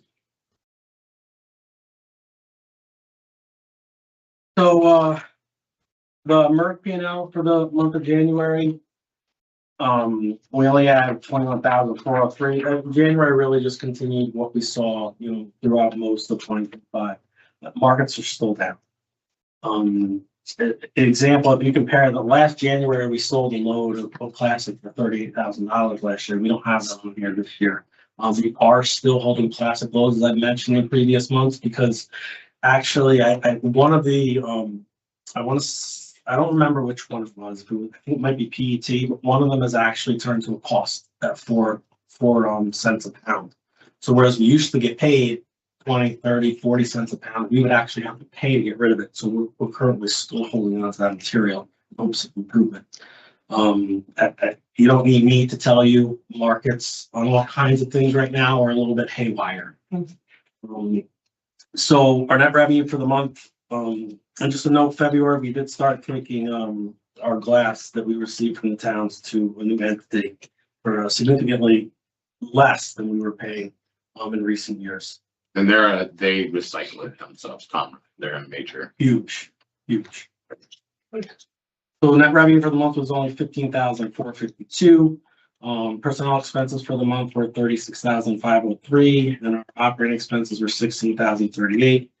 That ultimately led to a net loss for the month of $37,000. Like I said, if we'd have sold one of those plastic loads at a decent price, we probably would have been positive this month. So fingers crossed. We have a lot. It looks like we're creating walls, the bales of plastic. The treasurer's report, I don't know how much everybody wants me to go over. I know you guys discussed December last month. Full disclosure, I'm sorry I didn't listen to the meetings. Yeah, go ahead. I have a question on this one. So usually you end up this presentation with, so plus it's $86. Oh, what the tipping fee would need to be? What Yeah, would be the difference be to break even on this? So I have a question about that. So that's pretty high. Mhm. It's pretty high. So my question is, we operate a MRF here, and when was that built? It was the early 2000s. 20 years old, I guess, probably, okay. And it's probably due for revision at some point, right? It's in the capital plan that was approved. Was it last year or 2 years ago? A new baler, and that's this year, and then Glass breaker, in-feed belt, yeah. Yep. So my question is, why are we doing that? Why don't we just ship it to someone else? I mean, it's $86. You can send it to any number of other material recovery facilities around here for less. So you want us to That pick up? eliminates so that. single stream, like, Yeah. you want us, like, so the majority of people who are in, again, the recycling world that are in NYSAR and others believe, as we do, that dual stream recycling is far more beneficial to end markets. You're getting a cleaner product, you're getting a more marketable and sold product. I mean, so it could be a decision of the board of policy that we cease the MRF and, well, that, and that we go to single stream recycling. I think you will hear the towns up in, like, we are basically, we charge them a whole fee, but we do not charge them a fee to dump, right?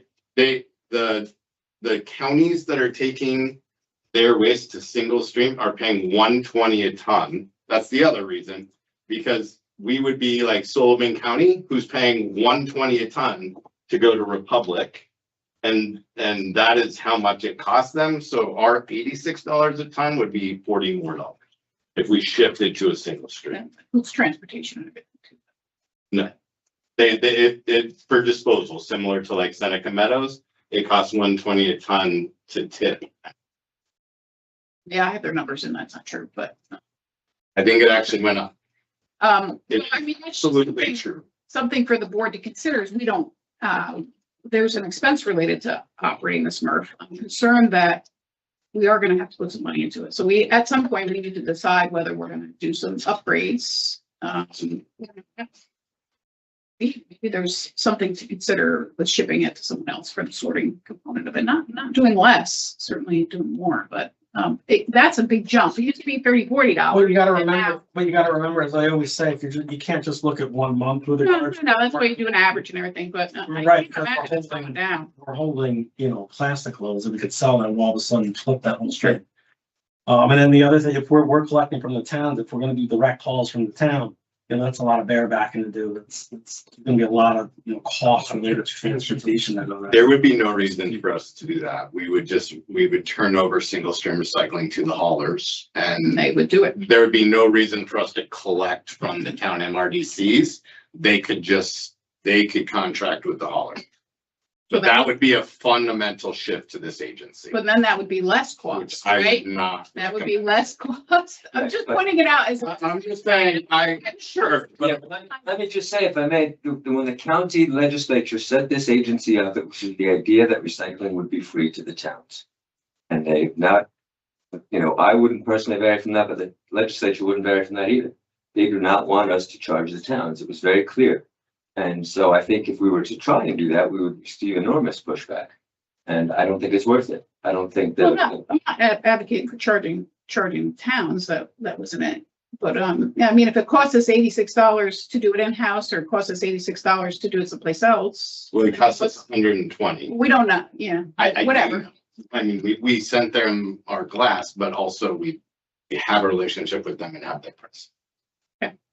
But as a board member, I'm just suggesting this is something that we need to consider going forward, given the fact that we do have a large capital expense coming up in the next few years with that MRF.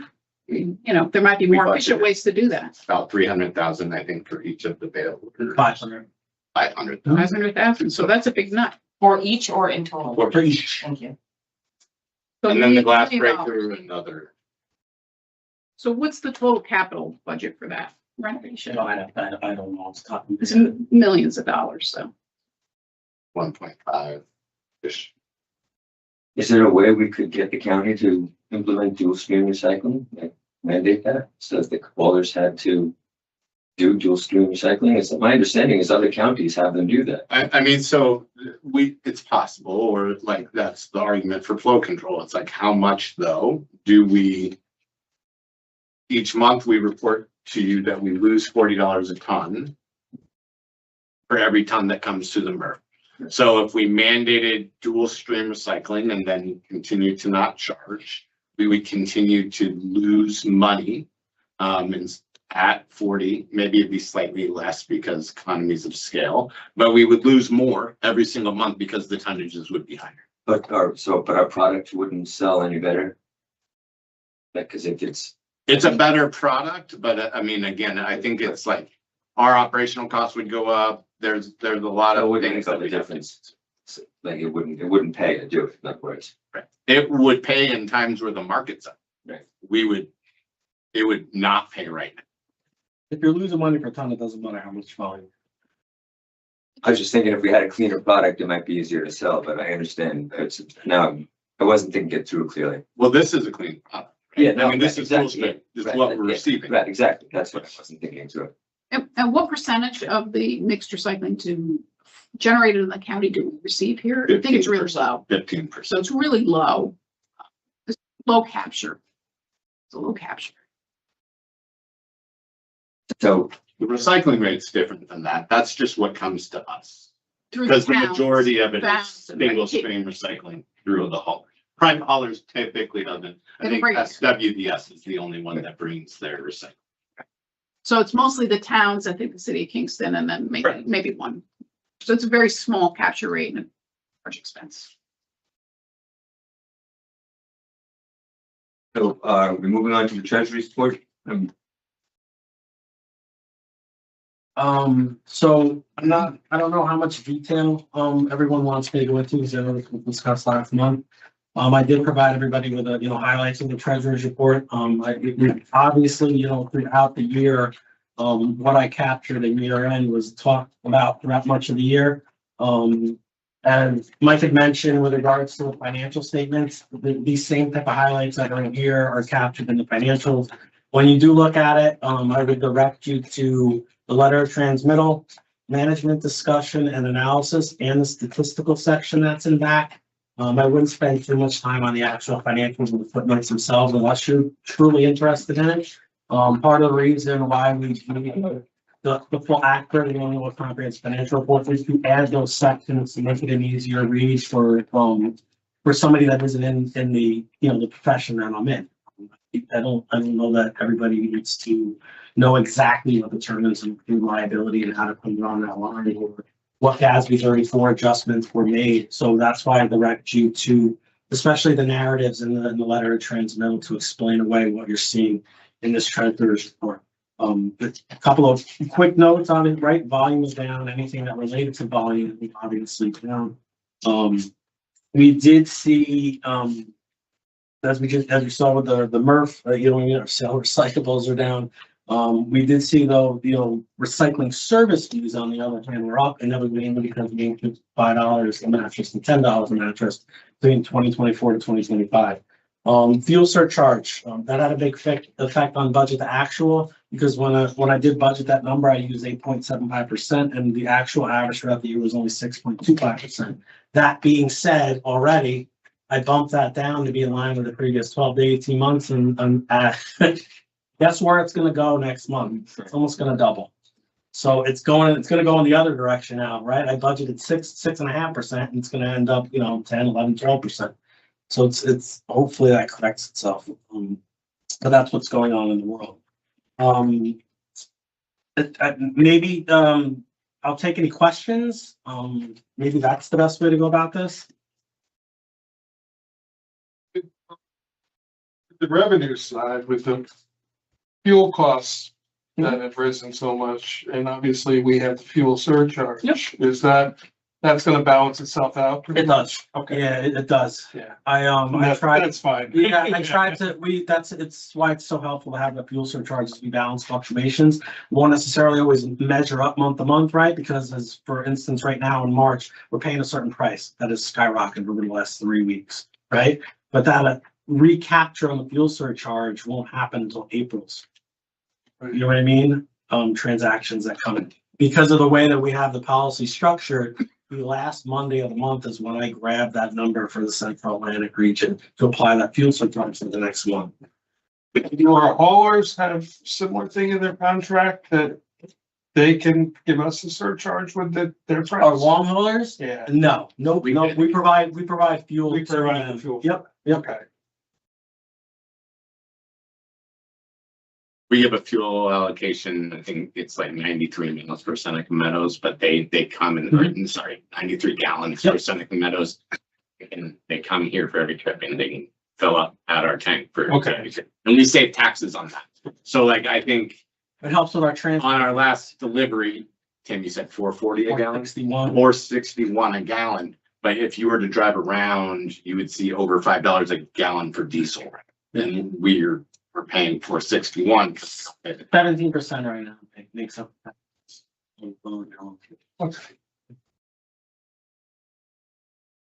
Any other questions? Well, I'll accept the motion to accept the treasurer's report. That's for December. That's for December. Yeah, so I was just talking about December to review the year end and wrap that all up because I wasn't here last month. So you're gonna, So he was just going over the white one. Now we're going. Yep. All right, got it. Thank you. I'm getting a little bit.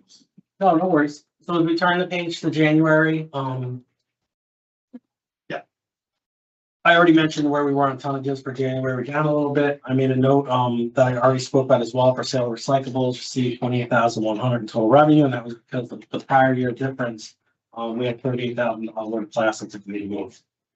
Personnel expenses, you see that jump up compared to the prior January, but there's accruals that go on that flip over from the year that have an effect on that. But this increase, is something that we had budgeted for, relates to wages and benefits and taxes. Something though, like, FUTA federal unemployment taxes, we tend to pay all that in January because there's a limit of, I was getting confused with the state and federal. One of them $7,000 cap as to what we get taxed on, and the other one's $8,500. So we tend to pay a little bit more taxes at the beginning of the year based on that. Composting operations is a lot lower than last year. It was only 4,514 for the month of January, and that's because the prior year we replaced the screener drum. Same thing goes for the CLF monitor and maintenance. It was only 8,969 this January, decreasing the prior year to 22,501 because we were doing pumps and panel replacements at the Ulster closed landfill. So for the month, we actually had a net operating revenue of 20,845.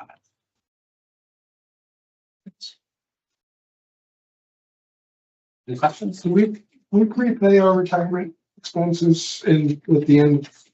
I know the municipality. Oh, the ERS contribution, yeah, we pay in December. Yeah, Yeah, okay. yep. Because you'll see on the financials as part of like your prepaid expense number, it's actually built into that. You save The the first 3 months. Not a You do. lot, but Yep. Okay, thank you. Motion to accept the treasurer's report. I'll make it. Second, please. All in favor of accepting the treasurer's report? Aye. Aye. Opposed? Okay, thank you. So we have the recycling compliance report written, so you can all read that. Then our executive director's report for March. Yeah, I'm gonna quickly start by something that was not on my written report. And that's just to flag to you all that compost, we are very low. Already in. So my guess, the supply of compost, and we have a small pile that'll come behind. To add to what we have that we could probably put over there now. And then we're waiting 60 days, so 2 months until we get anything else. My prediction is that by mid-April we'll be out, which is earlier than this year. than we have in prior years. We have a customer who sells our product for landscaping. They're like out of Port Ewing. They've already like doubled the amount that they've taken this year compared to all of last year. And they're within the bounds of the board's policy. So the board's policy says you cannot take more than 25 tons per trip, and you cannot take more than 2 maximum trips. I gotta double check the policy because Tim was mentioning that he believes that gives me the ability to, when we are lower that cap, which I would plan to do. If I have that authority. I meant to look at it earlier today, but just. And is that also a byproduct of us not getting food scraps last year? Yeah, so we did not have nearly as much, like we lost organics, for instance. And they brought some back, but they have not, they're about 2/3 of our business, bringing in food waste. And so they brought some of their roots back, but they have not fully come back. And so we started the year low. And then we've also, and like another person that's I'm not even talking about the Port Ewing piece.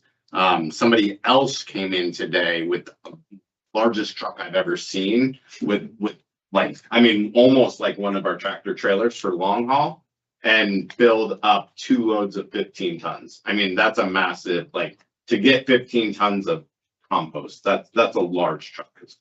You know the use of that? Selling. Yeah, They're likely reselling. We have a list on our website of people who do delivery, right? That's not what this is. That's not, as long as they can demonstrate it's for, if they're just transporting it, they're exempt from that, the quantity limits. It depends. So if like whoever they're delivering for is paying for it, then yes. Yes. But if they are paying for it and then just charging a delivering fee, then no, that would still. Recall when I first was on the board 3 years ago, we revised that policy. So because there was these issues, so maybe we definitely need to look at that and make sure it's being fair to everybody, because people felt like they were being excluded. It was all going to this one group of people, and the other people, the rest of us weren't getting any of it. And right. Do you remember that? I remember that was, Absolutely. and I just, our customers, we should spread it around, because it sounds like we're gonna miss the spring planting season. Yeah, and I know that one company that buys our compost, again, at $40 a ton, we just went up last year from 30 to 40. They sell it for over 80 at the cheese. Who is it? I'd rather not. That's fair. Yeah, I'm happy to like, yeah. In the county, That was an emotional response. But a valid. Sometimes people do things like add soil amendment and then sell it as a slightly different product, but yeah, it's something that we should try to prevent by, I'm gonna look and see if I have the authority, I'll lower the limits, because by the time we come to the next board meeting, we'll be out. Remember the phrase dirt cheap? When we were working on that 3 years ago, I seem to recall there was an issue, and I might be wrong about this, but was there an employee that was involved in transporting? And that's kind of what.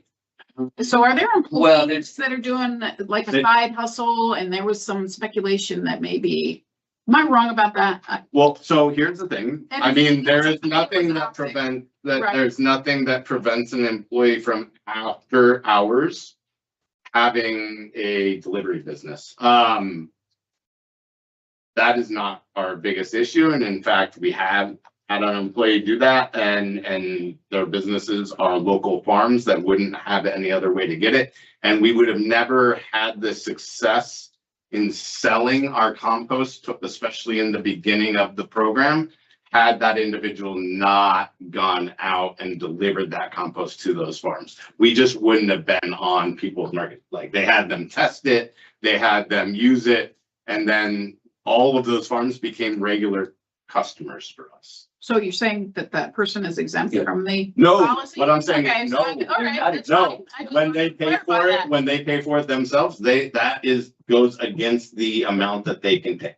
Is that employee not doing it, they're having the customer pay for it? No, not, I mean, not. I mean, we're, and I'm That only person worried is about not nearly like optics more taking. than anything else, okay, so. The other two companies that are bringing in massive trucks are the issue. And let me just add that, that situation was looked at. There was nothing inherently wrong or illegal about what was being done. Some rules were rewritten to make it clearer, but there was no finding of anything nefarious about that. It was just the board had to clear some things up so that the rules were clear. Yeah. And last year in 2025, that individual stayed well below. So is there a way, and I know the MRDCs are not gonna bring in a huge amount of volume, is there a way we can incentivize the MRDCs to be collecting compost again and through some manner? Yeah, whether- we can pay for, I mean, like that was part of the Climate Smart Communities grant application. Mhm. Was for us to be able to provide the resources to the MRDCs to collect and process on site. Now, we could do just providing, the collection area there and have them bring it back here instead of the process. That might be an idea. Well, I was thinking that the transportation, because when I was supervisor, we stopped doing it because the cost of the transportation and the time that it took to send somebody to Kingston, it just wasn't worth it for us. But I'm wondering if there's a way to make it so it incentivizes. Drop a box and pull it, Yeah, free, something. like that, could we find some way to supplement? Between now and then, you said you're gonna take a look, like, I would probably try to lower the day, but I will send out an email, Yeah. but I would lower it to probably 20-25 tons a day as opposed to the 50. And that'll stretch it out. I mean, I don't want to go lower than that, but that will probably stretch it out to maybe. And give everybody a better chance of spreading the wealth, so to speak. Do we still bag? Yes, and we're double checking. We have, what was your number? 360 orders? 62 bags, 360. And last year on opening day, we sold 290. 291. It's spreading. No fun. So we're growing. I mean, the next step is getting us in Home Depot or Lowe's, which Tim wanted to do before I came on board here, and we just haven't had the bandwidth, but we're getting there. Yeah, building out that infrastructure would be really fun. I did mention to other staff that when the organics conference or whatever you guys are going to next, to speak to Greg Berlowski, who did that successfully up in Onondaga. A lot of their sales were from, selling the bags, pallets and everything out to the business and everything. So, hopefully we can get some pointers because we do need to follow that. I think that's really important. Leave nothing to bag, though. We see what like. Right, well, I mean, well, but a ton is I prefer to bag that first because, right, there's 50 bags. Right. Higher margin, yeah. Correct. The higher Way higher. retailers. how many? It's 50 bags at the ton, right? Right, 50 bags is 1 ton. So, right, if we sell them for say 3 bags or whatever, that's $150 for 1 ton, so 40. Right, as of right now, it's $5 a bag, so every ton, we're making $250 as opposed to 40. Plus, we're making more people happy. Instead of taking their. Are those bags plastic? They are, that's the next step is to try to figure out. Right, well, we've Are talked there about. other that. compost bags that are not plastic? They're very expensive. We looked into this when we first started bagging and it was just prohibitive. Durable, yeah. But maybe renewable recyclable, I don't know, maybe there's. We can look into it again. Just carry it home. Right. Yeah. Bring your own bag. Yeah, and right, but when we start marketing this stuff, we end up with bags that we want because they're not plastic, but then all of a sudden they try to sell them at the stores and they're getting bad feedback from the customers who heard our product. The performance of the product in the bag is key. And it was something that has come up many times, I've looked at many times. Yeah. You really can't use a compostable bag, and other things like burlap sacks are just you're talking about $10-12 a bag at that point, rather than a few cents. Yeah.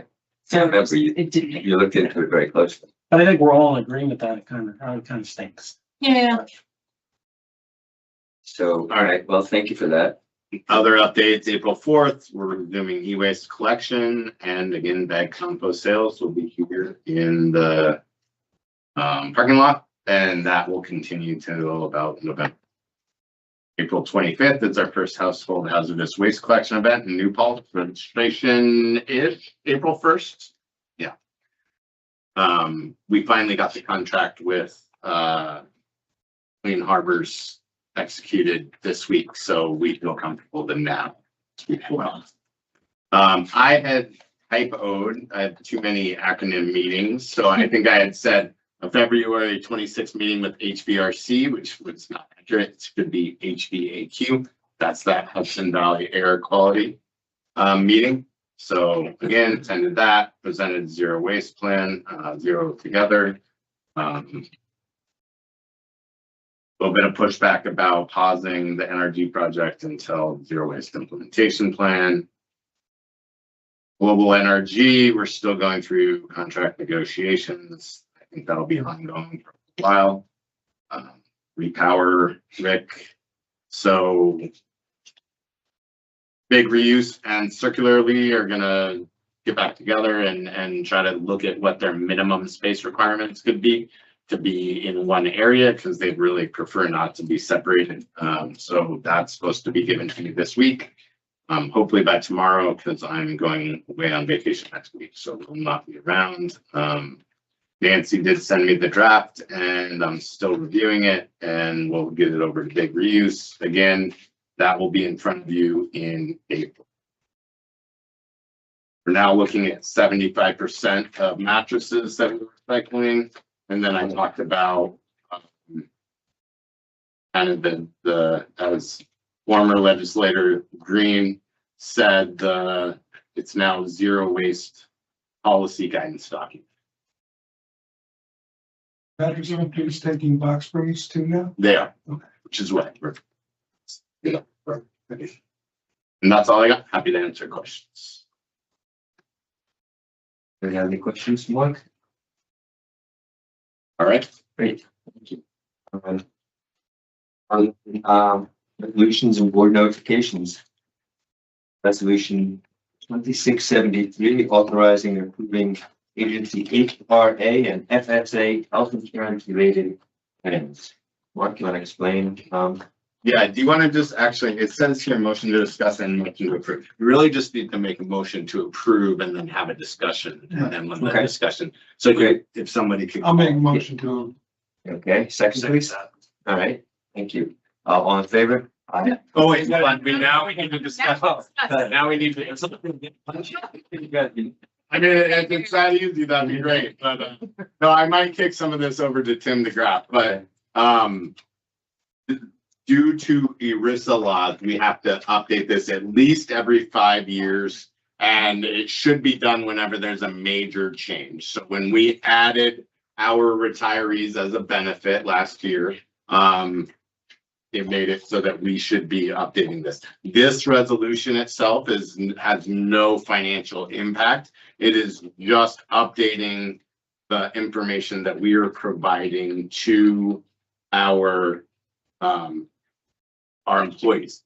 I will say, like Chris and I spoke earlier this week and talked about having, when we are updating this type of plan, having like an executive summary, not just this type of plan, but a resolution where we're making changes on something that we currently have, having an executive summary that just kind of lays out each of the changes so that you're not going through multiple documents. So that was a suggestion made, and we'll look at doing that in future resolutions.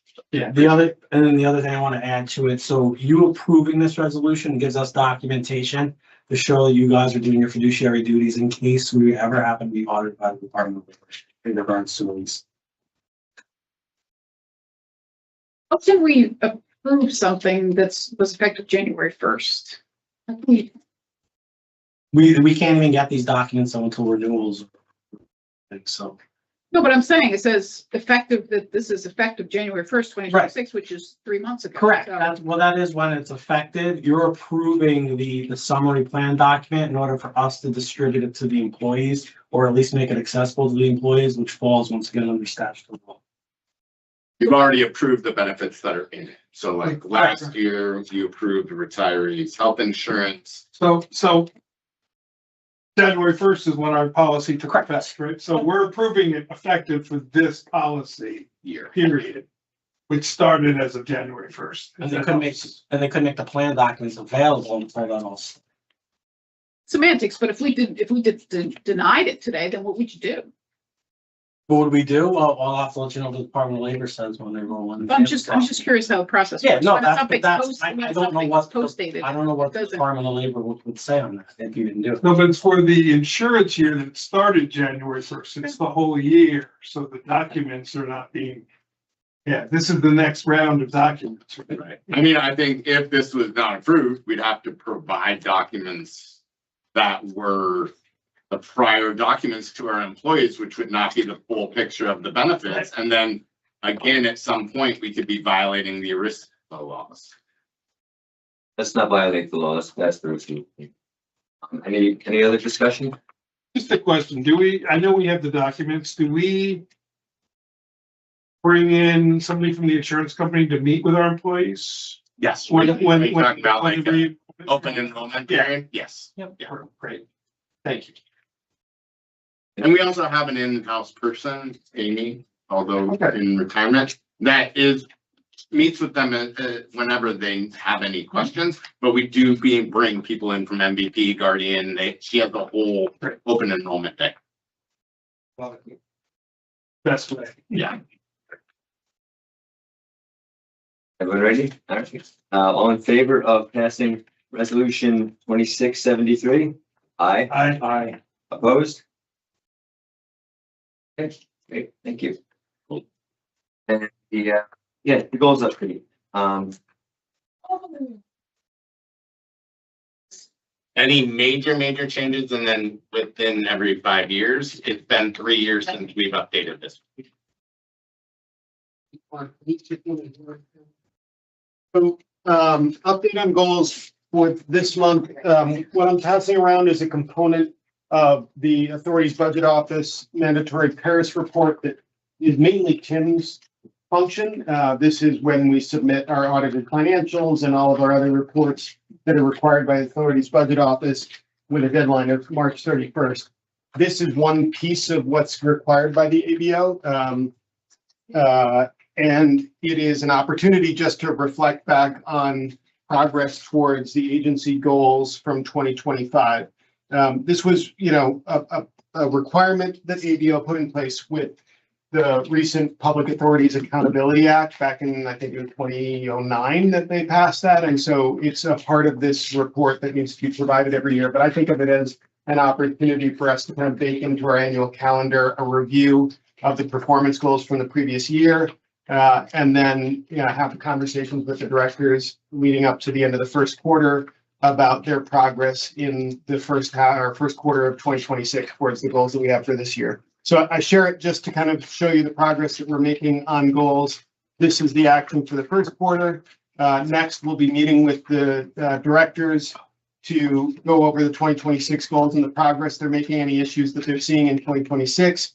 And we'll even start the conversation about 2027 goals, because before we know it, it'll be the summer and we'll be starting to think about budget for 2027. And so that'll allow us to anticipate, new goals and items that might be relevant as we think about next year's budget.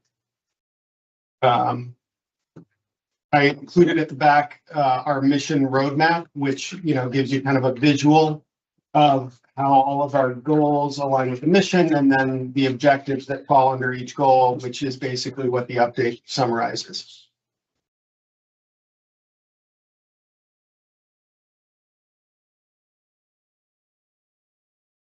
Questions? Yes. Of course. Measure. Measure some of these things. Maximize utilization of facilities equipment, ensure proper maintenance. How do you ensure proper maintenance of existing facilities and equipment? How is that measured? Most of these, if you remember when we talked through all of this in the beginning, what you're not seeing is the next layer down, which is the key performance indicators. Those are the things that we're really measuring. And so some of them are hard. Some of these are really kind of qualitative rather than quantitative measures. And we can go, I can reshare that document if it's helpful, but we've done our best to come up with indicators and metrics for each of these that we think capture them. And I'll just say that is a work in progress. Like that's part of what, as we go through and start creating the goals for 2027, reflecting on the objectives and the key performance indicators, some of them are just really hard to track, really hard to, provide data to support. So we may adjust those and find things that are easier to measure. Yeah, and so who makes the determination that on some of these? Is it a self-evaluation? So does, I don't know, whoever that one was, does that, whoever that is, say, yeah, I achieved this? Yeah, I mean, or do they, like, how does that really convey? It's Not just checking the box, that it's actually a real. No, some of them are checking the box. Like, just as we think about metrics for things, there's a whole bunch of categories. So one is, did you do it or not? And that's just a checkbox, basically, like you did it or you didn't. And we're asking the directors to tell us, did you do it or not? And if they say yes, then we're saying that metric has been completed and we're updating it accordingly. Angelina has a lot of good ones that are more traditional qualitative or quantitative measures of activity and the impact that it has. So for instance, number of subscribers to our MailChimp mailing list. And so she's setting targets about how much that will grow each year. And then she's reporting what the current member or subscription audience is. And then we're saying, okay, well, that was a 10% or greater increase. Are these in any kind of prioritized order or are they just? No. And we're already, I think I had a good conversation with Tim and Melinda about some of the ones under the administrative and financial performance goal. And, I think that one's going to change. There's some interesting ideas that they brought to the table, some things that they're already starting to do that we'll end up updating that. And I expect that, over the course of the next couple months, we'll start making some changes to those objectives. And these are somehow aligned to the employee review process? No, to be explicit, we are still in a stage of trying to routinize and get used to the kind of overall organizational goals, drilling those down to department level goals, and at some future point, starting to think about how those flow into individual performance reviews. But you do see you tying yourself in, you do see tying this into the next solid waste management plan. For sure. And in fact, I mean, they are pretty closely aligned already. I think if you go look at the solid waste management plan, the thing that's hardest to find is that top row of the 9, I think, goals. They're in there, and they're kind of almost the same as what's up on this, board here. But the objectives, the rows, the columns of things under those are all almost directly related to what's in the solid waste management plan already. So we will be making changes over the next year or two on those objectives, probably also refining some of the goals. So all of that will then get baked into the next solid waste management plan. And on the bottom, under this layer, and this is the top layer, I guess. Yeah. I mean, some of these are pretty. Yeah, I mean, I completely like that. I didn't say anything.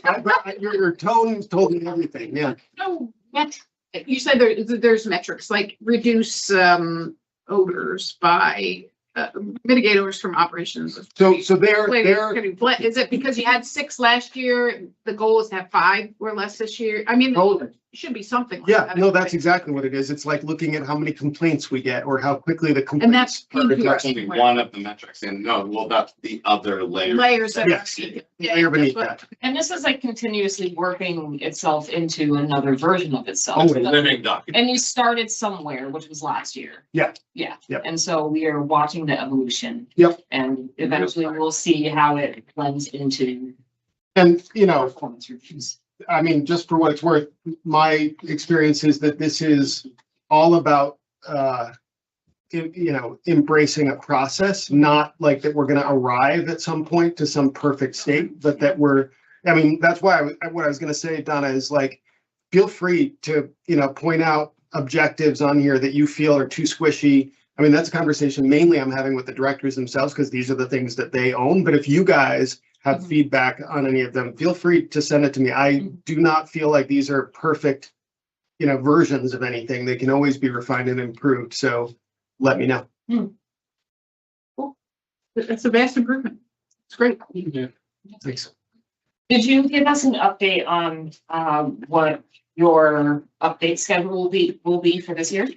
Yeah, we talked through that maybe 3 months ago, but basically the quick summary is right now we're collecting updates from directors on last year's objectives and activities and key performance indicators.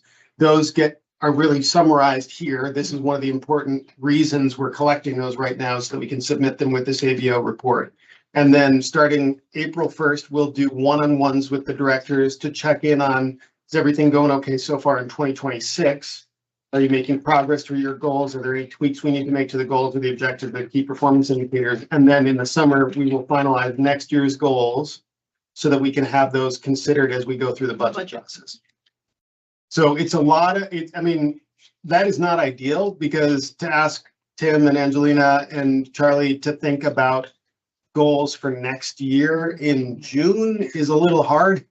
But our budget cycle is so long that we have to do it then. So that's our sequence. Would there be a way to add which director each?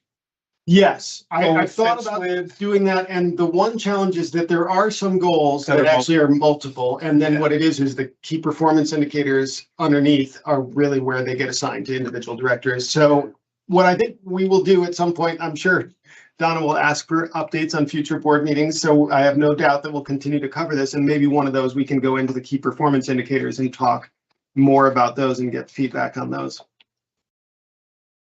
Yeah. Because it would help, because I see the multiple, but I also see that Some of them are pretty obvious. as you work your way down, a different director, the statement may be different. Yep. A different result for one director's responsibility than another Yep. director's. Yep. Yeah. So likely no update in April and May, but June would be like. Yeah, June would be the next time when I will have substantial news. Things to update. Yeah. Great. Well, I believe we're at the end of the agenda at this point. It's 18. You can stay longer if you want. Otherwise, I'll accept the motion to adjourn the meeting. No executive session or anything, right? No executive session needed. Did you make that? I'll make that. We made the motion. I'll second. Okay, all right. The motion has been made and second. All in favor of adjourning the meeting? Aye. Great, thank you. The meeting is adjourned. Thank you, everybody. Thank you, everybody. Thank you. Hope you get your face.